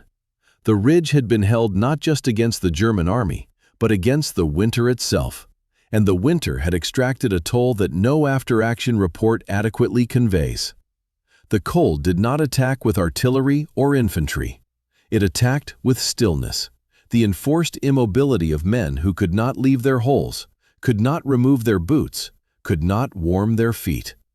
The surgeon's reports document this attrition with clinical detachment. 1 table per day, 1 row per division, the numbers accumulating like snowfall, quiet, steady, and erasive. Chapter 14. The Replacement.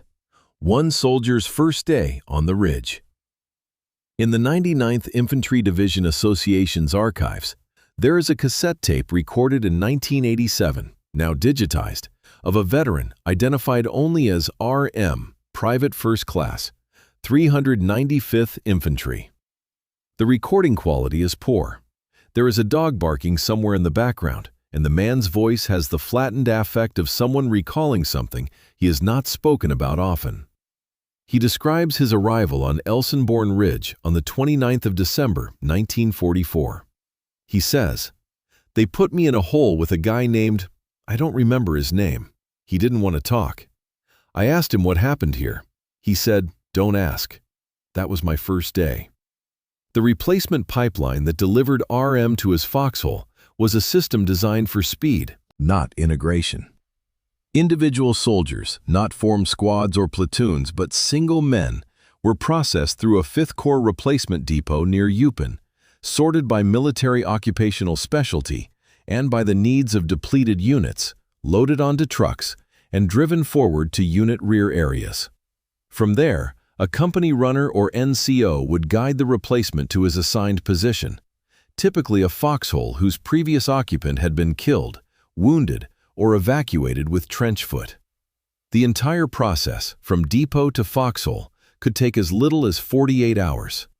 There was no meaningful orientation period, no opportunity to learn the unit's habits or the terrain's features, no time to form the bonds of trust that combat cohesion requires. The experience of arriving at a company that has lost 60% of its original strength is an experience that the replacement system's designers never adequately considered.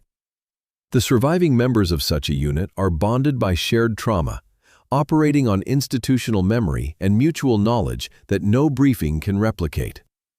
They know which foxhole has good drainage and which floods. They know where the German observation is strongest and where a man can move safely during daylight.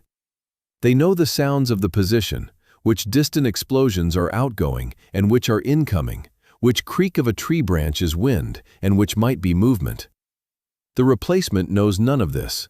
He arrives as a stranger among men who have learned, through the cruelest possible education, not to invest emotionally in strangers, because strangers die, and grief is a luxury that exhausted men cannot afford. The official replacement system records describe a process of orientation, buddy assignment, and gradual integration. The individual accounts from both replacements and receiving units describe something far more abrupt. A new man is pointed at a foxhole. He is given a sector of fire, a direction to point his weapon. He is told the schedule for watches. He is told when food comes forward and how to heat it. He is not told what happened here. He is not introduced to the men in adjacent positions. He is a body filling a slot, and the system that delivered him treats him as such. The official process existed on paper. The actual process was survival triage. Between the 20th of December and the 15th of January, 5th Corps received approximately 4,200 individual replacements. Of these, roughly 2,600 went to the 2nd and 99th Divisions on Elsenborn Ridge. That number represents approximately 30% of those divisions' authorized rifle strength, meaning that by mid-January, nearly 1 man in 3 on the ridge had not been there when the German attack began. The unit that held Elsenborn Ridge at the end of December was not the same unit that had held it at the beginning. It was a composite, a mixture of survivors and strangers, bound by geography and orders, but not yet by the shared experience that makes a unit cohere. The American individual replacement system stood in deliberate contrast to the German Feldersatz system, which sent formed groups, squads, or platoons that had trained together to fill unit-level gaps. The German system was slower, but preserved the small unit cohesion that military psychologists have identified as the single most important factor in soldiers' willingness to fight. The American system was faster and maintained statistical unit strength with impressive efficiency, but it atomized the social fabric of the units it replenished. A company that received 20 individual replacements in a week had 20 new men who knew nobody, not a formed platoon that knew each other. The institutional values embedded in each system were different. The Americans prioritized speed and numerical strength. The Germans prioritized organic bonds. Both approaches had costs. The American cost was paid in the isolation and heightened vulnerability of men like R.M. When I listen to R.M.'s tape, what strikes me is not the content of his words, but the pause before the final sentence.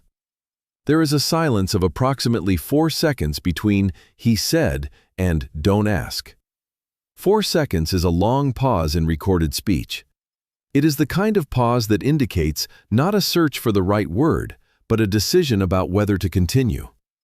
In that silence is 40 years of carrying the memory of arriving somewhere terrible, knowing nothing, being told nothing, and understanding from the silence of the man in the foxhole beside him that what had happened here was beyond casual explanation. The recording is not a dramatic oral history. It is a fragment, a minute and a half of an old man's voice on a poor quality tape. But it is the kind of fragment that the archive preserves and that the narrative of the battle needs, because it is the only record of a common experience, the replacement's first day, that thousands of men shared and almost none documented.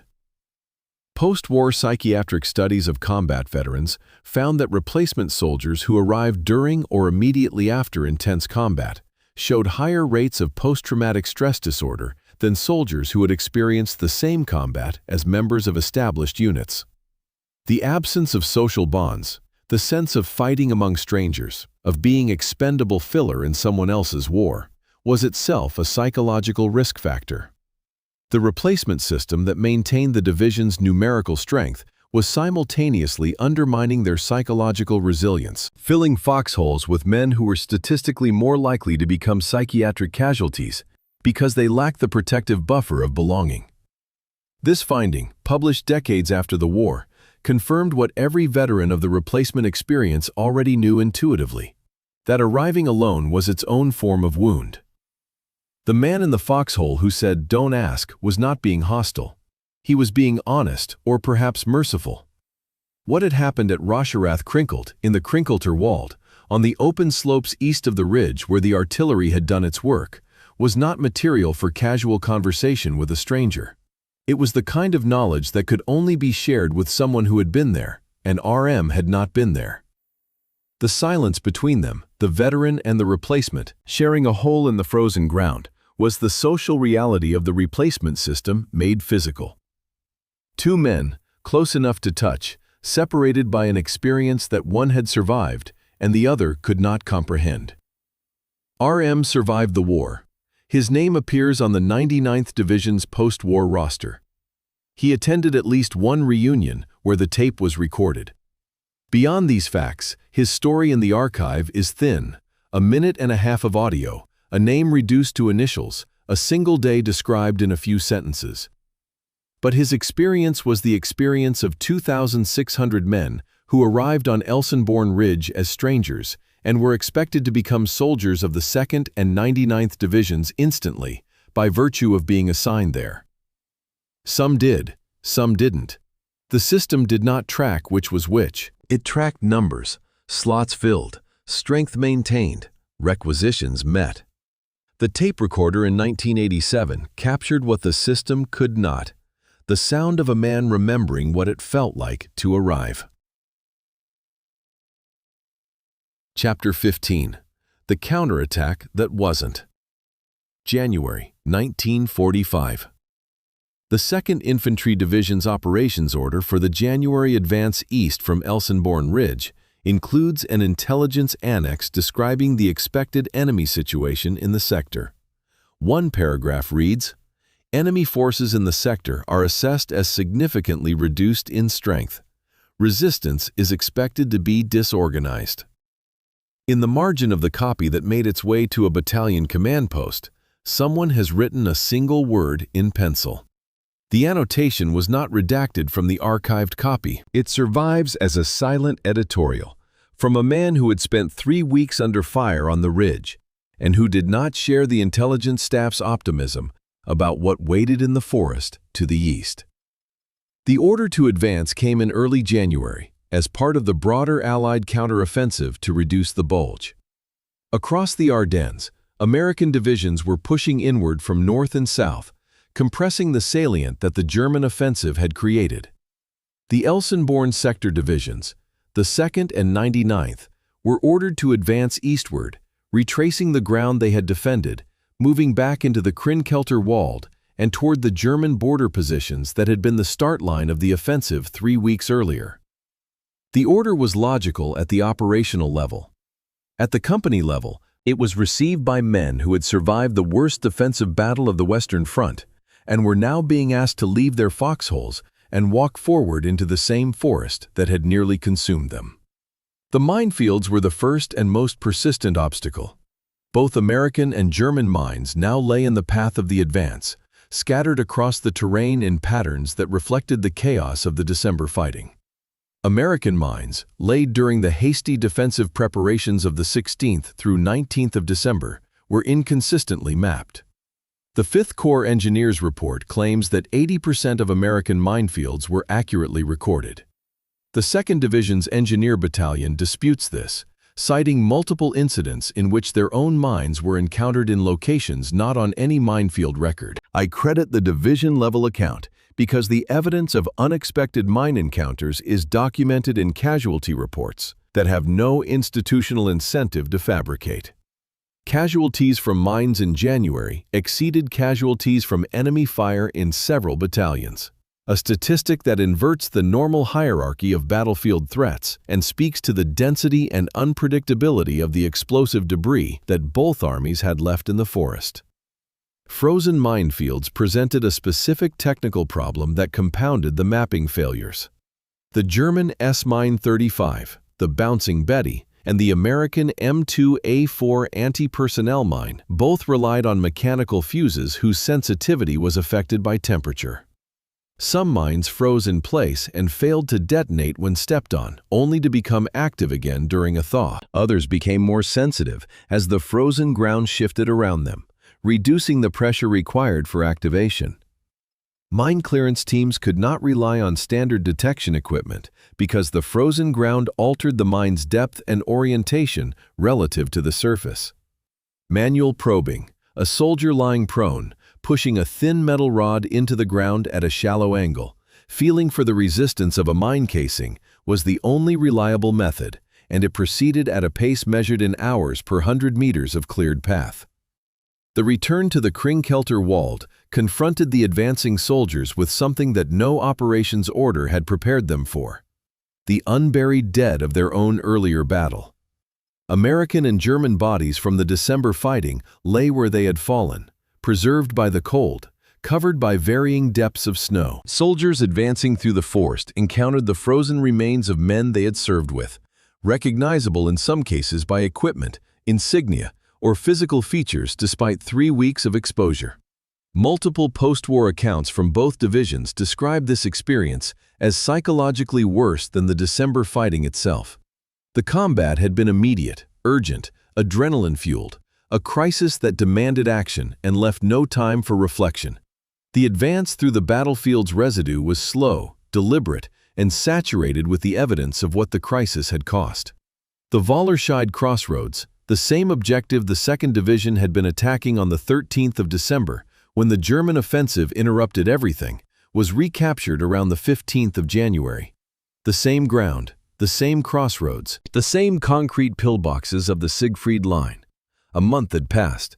The intervening weeks had consumed thousands of American and German lives to defend and attack and ultimately re-advance across terrain that the 2nd Division had been within reach of securing before the Bulge began.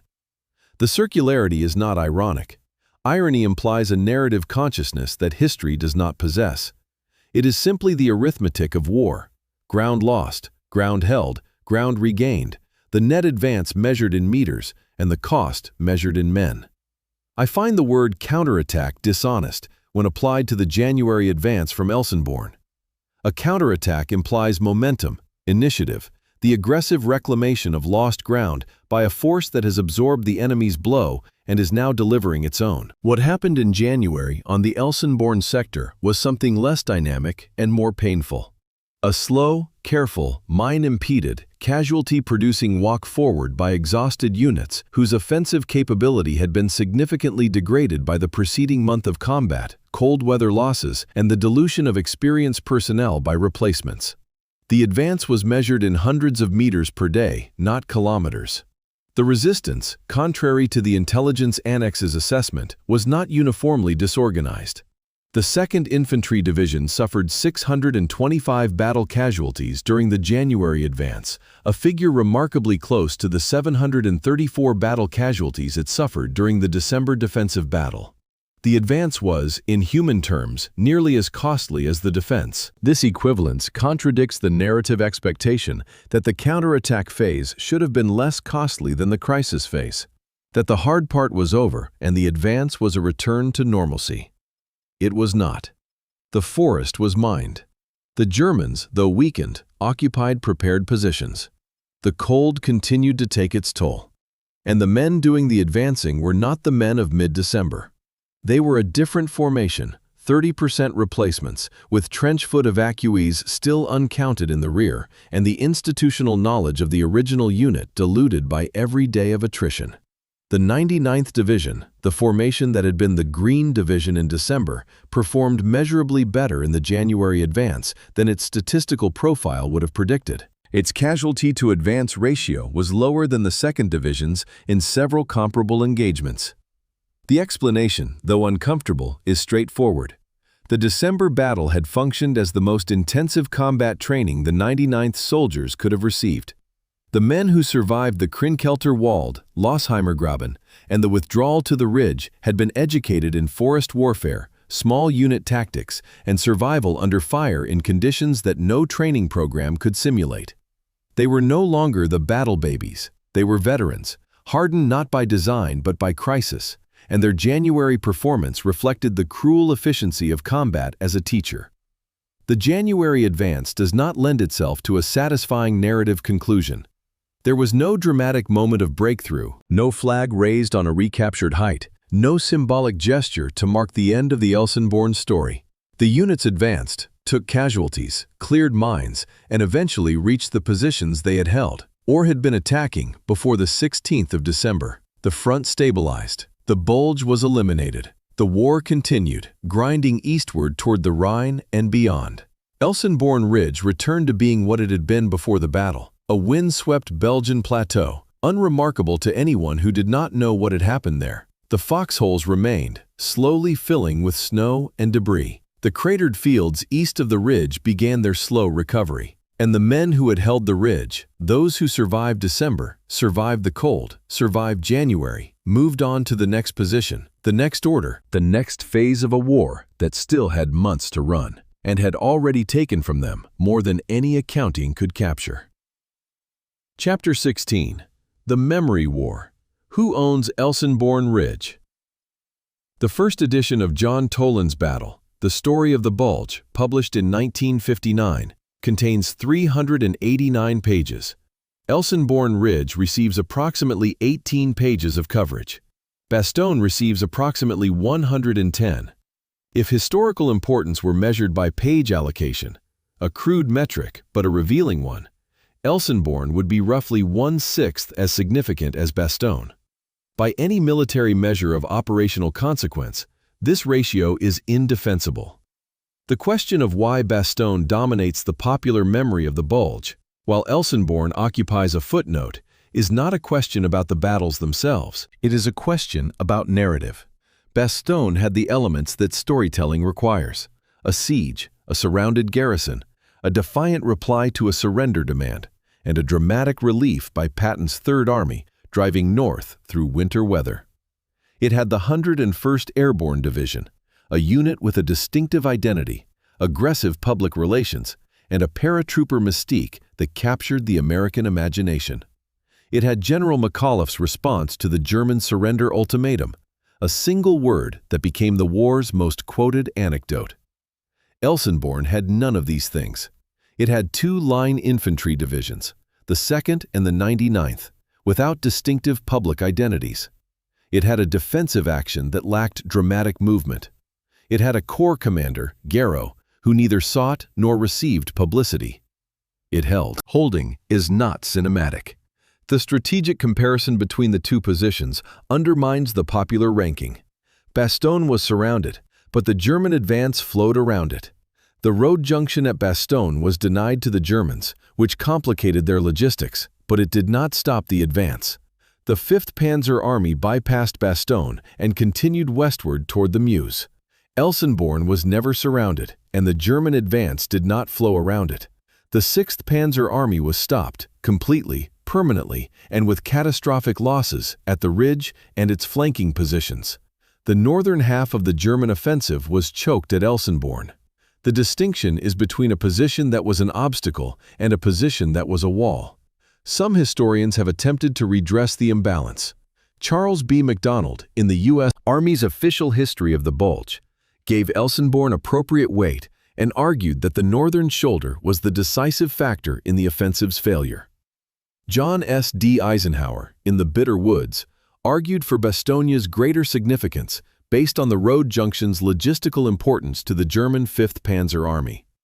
Both positions have evidentiary support, and the debate is legitimate. I side with MacDonald's assessment, based on the fuel consumption analysis, the 6th Panzer Army's complete paralysis, and the consequent isolation of Kampfgruppe Piper, all of which were direct products of the Elsenborn shoulder holding. But I acknowledge that the debate exists and that reasonable historians have reached different conclusions. The film and television record deepens the distortion. No major film or television production has depicted the Elsenborn Ridge fighting. The 1965 film, Battle of the Bulge, despite its title, focused on a fictionalized composite of events and gave no meaningful treatment to the northern shoulder. Band of Brothers, the 2001 HBO series that became the definitive popular representation of the European War for a generation of viewers, followed the 101st Airborne at Bastogne.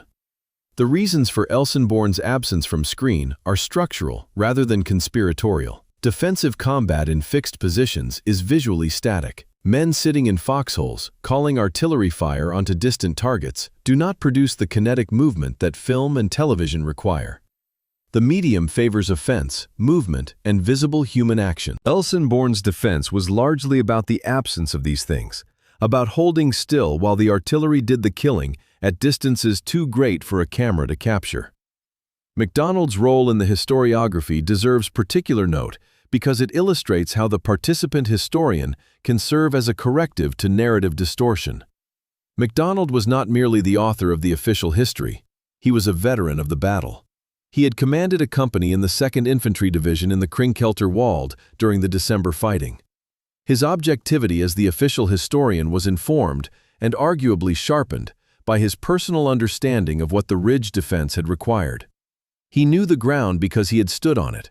He knew the stakes because he had survived them. His official history gives Elsenborn its due weight, not because MacDonald was biased toward his own experience, but because his experience inoculated him against the narrative gravitational pull of Bastogne. He had been at Elsenborn. He knew it mattered. He wrote accordingly. The Belgian memory of Elsenborn is local, quiet, and modestly maintained. The twin villages of Rocherath-Krinkelt, rebuilt after the war, have small monuments, plaques and markers at key locations, maintained by the commune and visited primarily by military history enthusiasts and the families of veterans. There is nothing approaching the tourist infrastructure of Bastogne, where the Mardassin Memorial and the Bastogne War Museum draw hundreds of thousands of visitors annually. Elsenborn's memorials are for the knowing, not the casual. You have to seek them out. You have to know what you're looking for. The landscape does not advertise its history. The 99th Infantry Division Association spent decades advocating for recognition of its role at Elsenborn. The association's records, meeting minutes, correspondence with the Army Historical Division, newsletters distributed to members, document a sustained, patient effort by veterans who understood that their story was being eclipsed. They wrote memoirs. They recorded oral histories. They organized battlefield tours.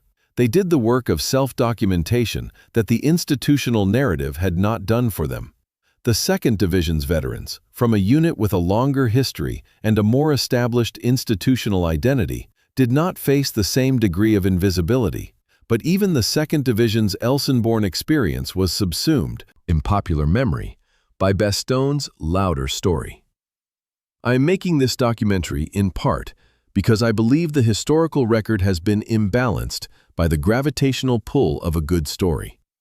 Bastogne is a better story, more dramatic, more dynamic, more amenable to the narrative structures that audiences respond to. Elsenborn is more important history, more consequential strategically, more decisive operationally, more illustrative of the factors that actually determine the battle's outcome. The two are not the same thing, and the persistent confusion between narrative quality and historical significance is not harmless. It distorts public understanding of how wars are fought and won. It privileges the dramatic over the decisive. It teaches audiences that battles are decided by defiant one-word replies and last-minute cavalry charges, when they are more often decided by artillery concentrations, terrain analysis, and a corps commander's quiet decision to act before permission arrives. The publication record quantifies the distortion with blunt clarity. A catalog search returns approximately 340 English-language books with Battle of the Bulge as a subject heading. Of these, roughly 45 contain the word Elsenborn in the index. Approximately 210 contain Bastogne. The ratio is consistent across decades of publishing, roughly 5-to-1, Bastogne over Elsenborn. The ratio does not reflect the battle's relative importance. It reflects the publishing industry's assessment of what readers want, which is drama, not analysis. The ridge, which held the northern wall of the Bulge in place and made everything else possible, remains in the library as on the ground, a quiet place that does not call attention to itself. Chapter 17. The Ridge in Winter Light. What Elsenborn means there. Is no archive in this opening. There is a field. I stood on the crest of Elsenborn Ridge on a morning in late autumn, at approximately the location of Concentration Victor 12, the 48-gun target zone east of Dom Buchenbach. The ground was soft under recent rain, and the grass had the faded quality of a season turning. The wind was the first thing I noticed and the last thing I forgot. A constant west wind that scours the plateau and makes standing still uncomfortable within minutes. The Belgian farmer who works this land has asked, over the years, to remain unnamed in published accounts. He finds shell fragments when he plows. He finds casing remnants, corroded equipment parts, and occasionally something more personal, a buckle, a canteen, a button. In 2019, he found a set of American dog tags. The name had been partially effaced by decades of Belgian soil chemistry, but enough remained for identification. He turned them in to the local commune. They were forwarded to the American Battle Monuments Commission. The soldier's family was located and the tags were returned. The field is still producing evidence, and it will continue to do so for decades. The soil releasing, grain by grain, the metal that was driven into it in December of 1944. The terrain is unchanged. The open fields of fire that the American artillery exploited are still open. Farmland and heath, treeless, wind-exposed, visible for kilometers in every direction. The Krinkelter Wald has regrown. The forest that was shattered by artillery and fighting, now a mature stand of trees whose root systems are intertwined with the metal fragments of a war fought 3 generations ago. On the forest floor, if you know what to look for, you can see the traces of foxholes, shallow depressions, too regular to be natural, slightly sunken along lines that correspond to the defensive positions marked on the wartime maps. The forest has absorbed the foxholes, but not erased them. They are palimpsests, legible to a trained eye, invisible to a casual walker. The monuments are modest. At Rocherath Krinkelt, rebuilt plaques mark key locations in the village fighting.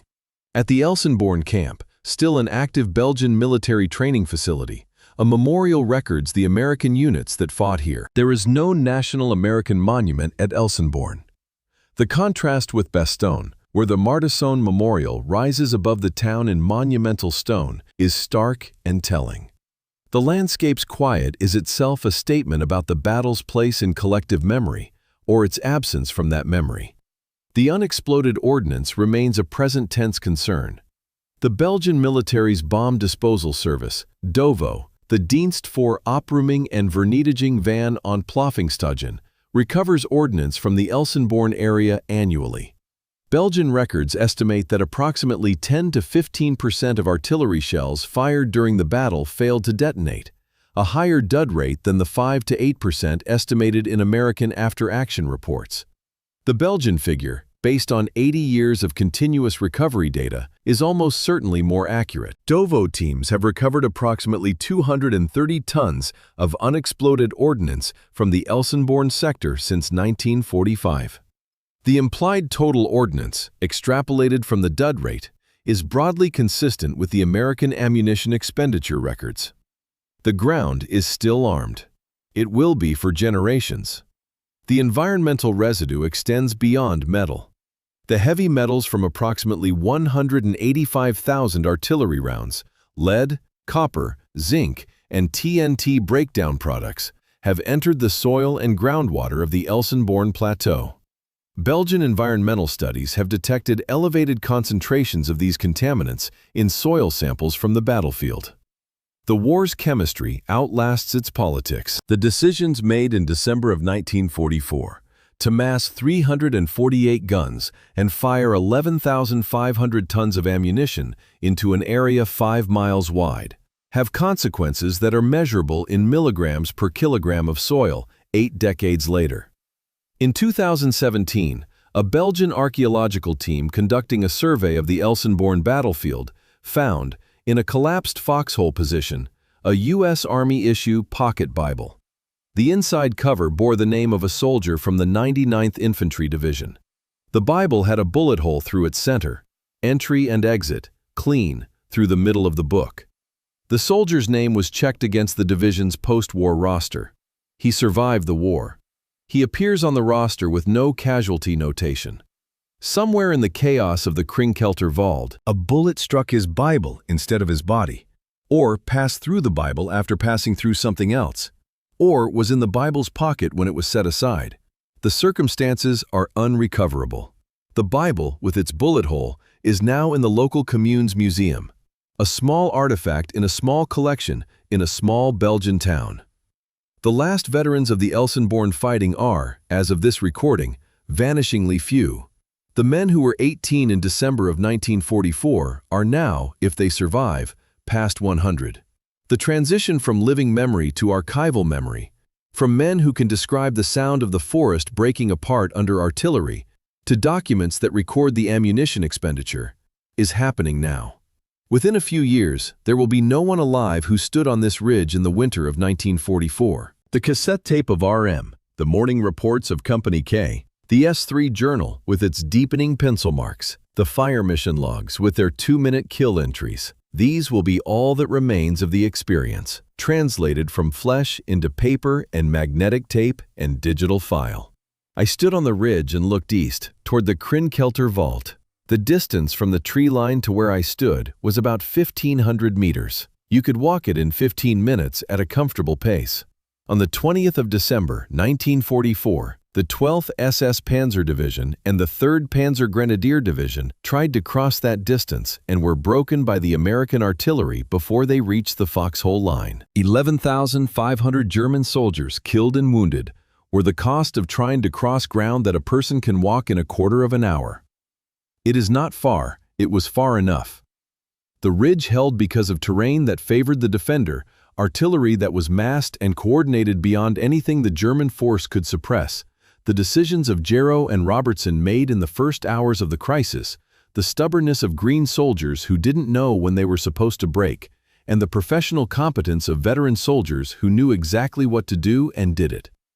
No single factor was sufficient, all were necessary.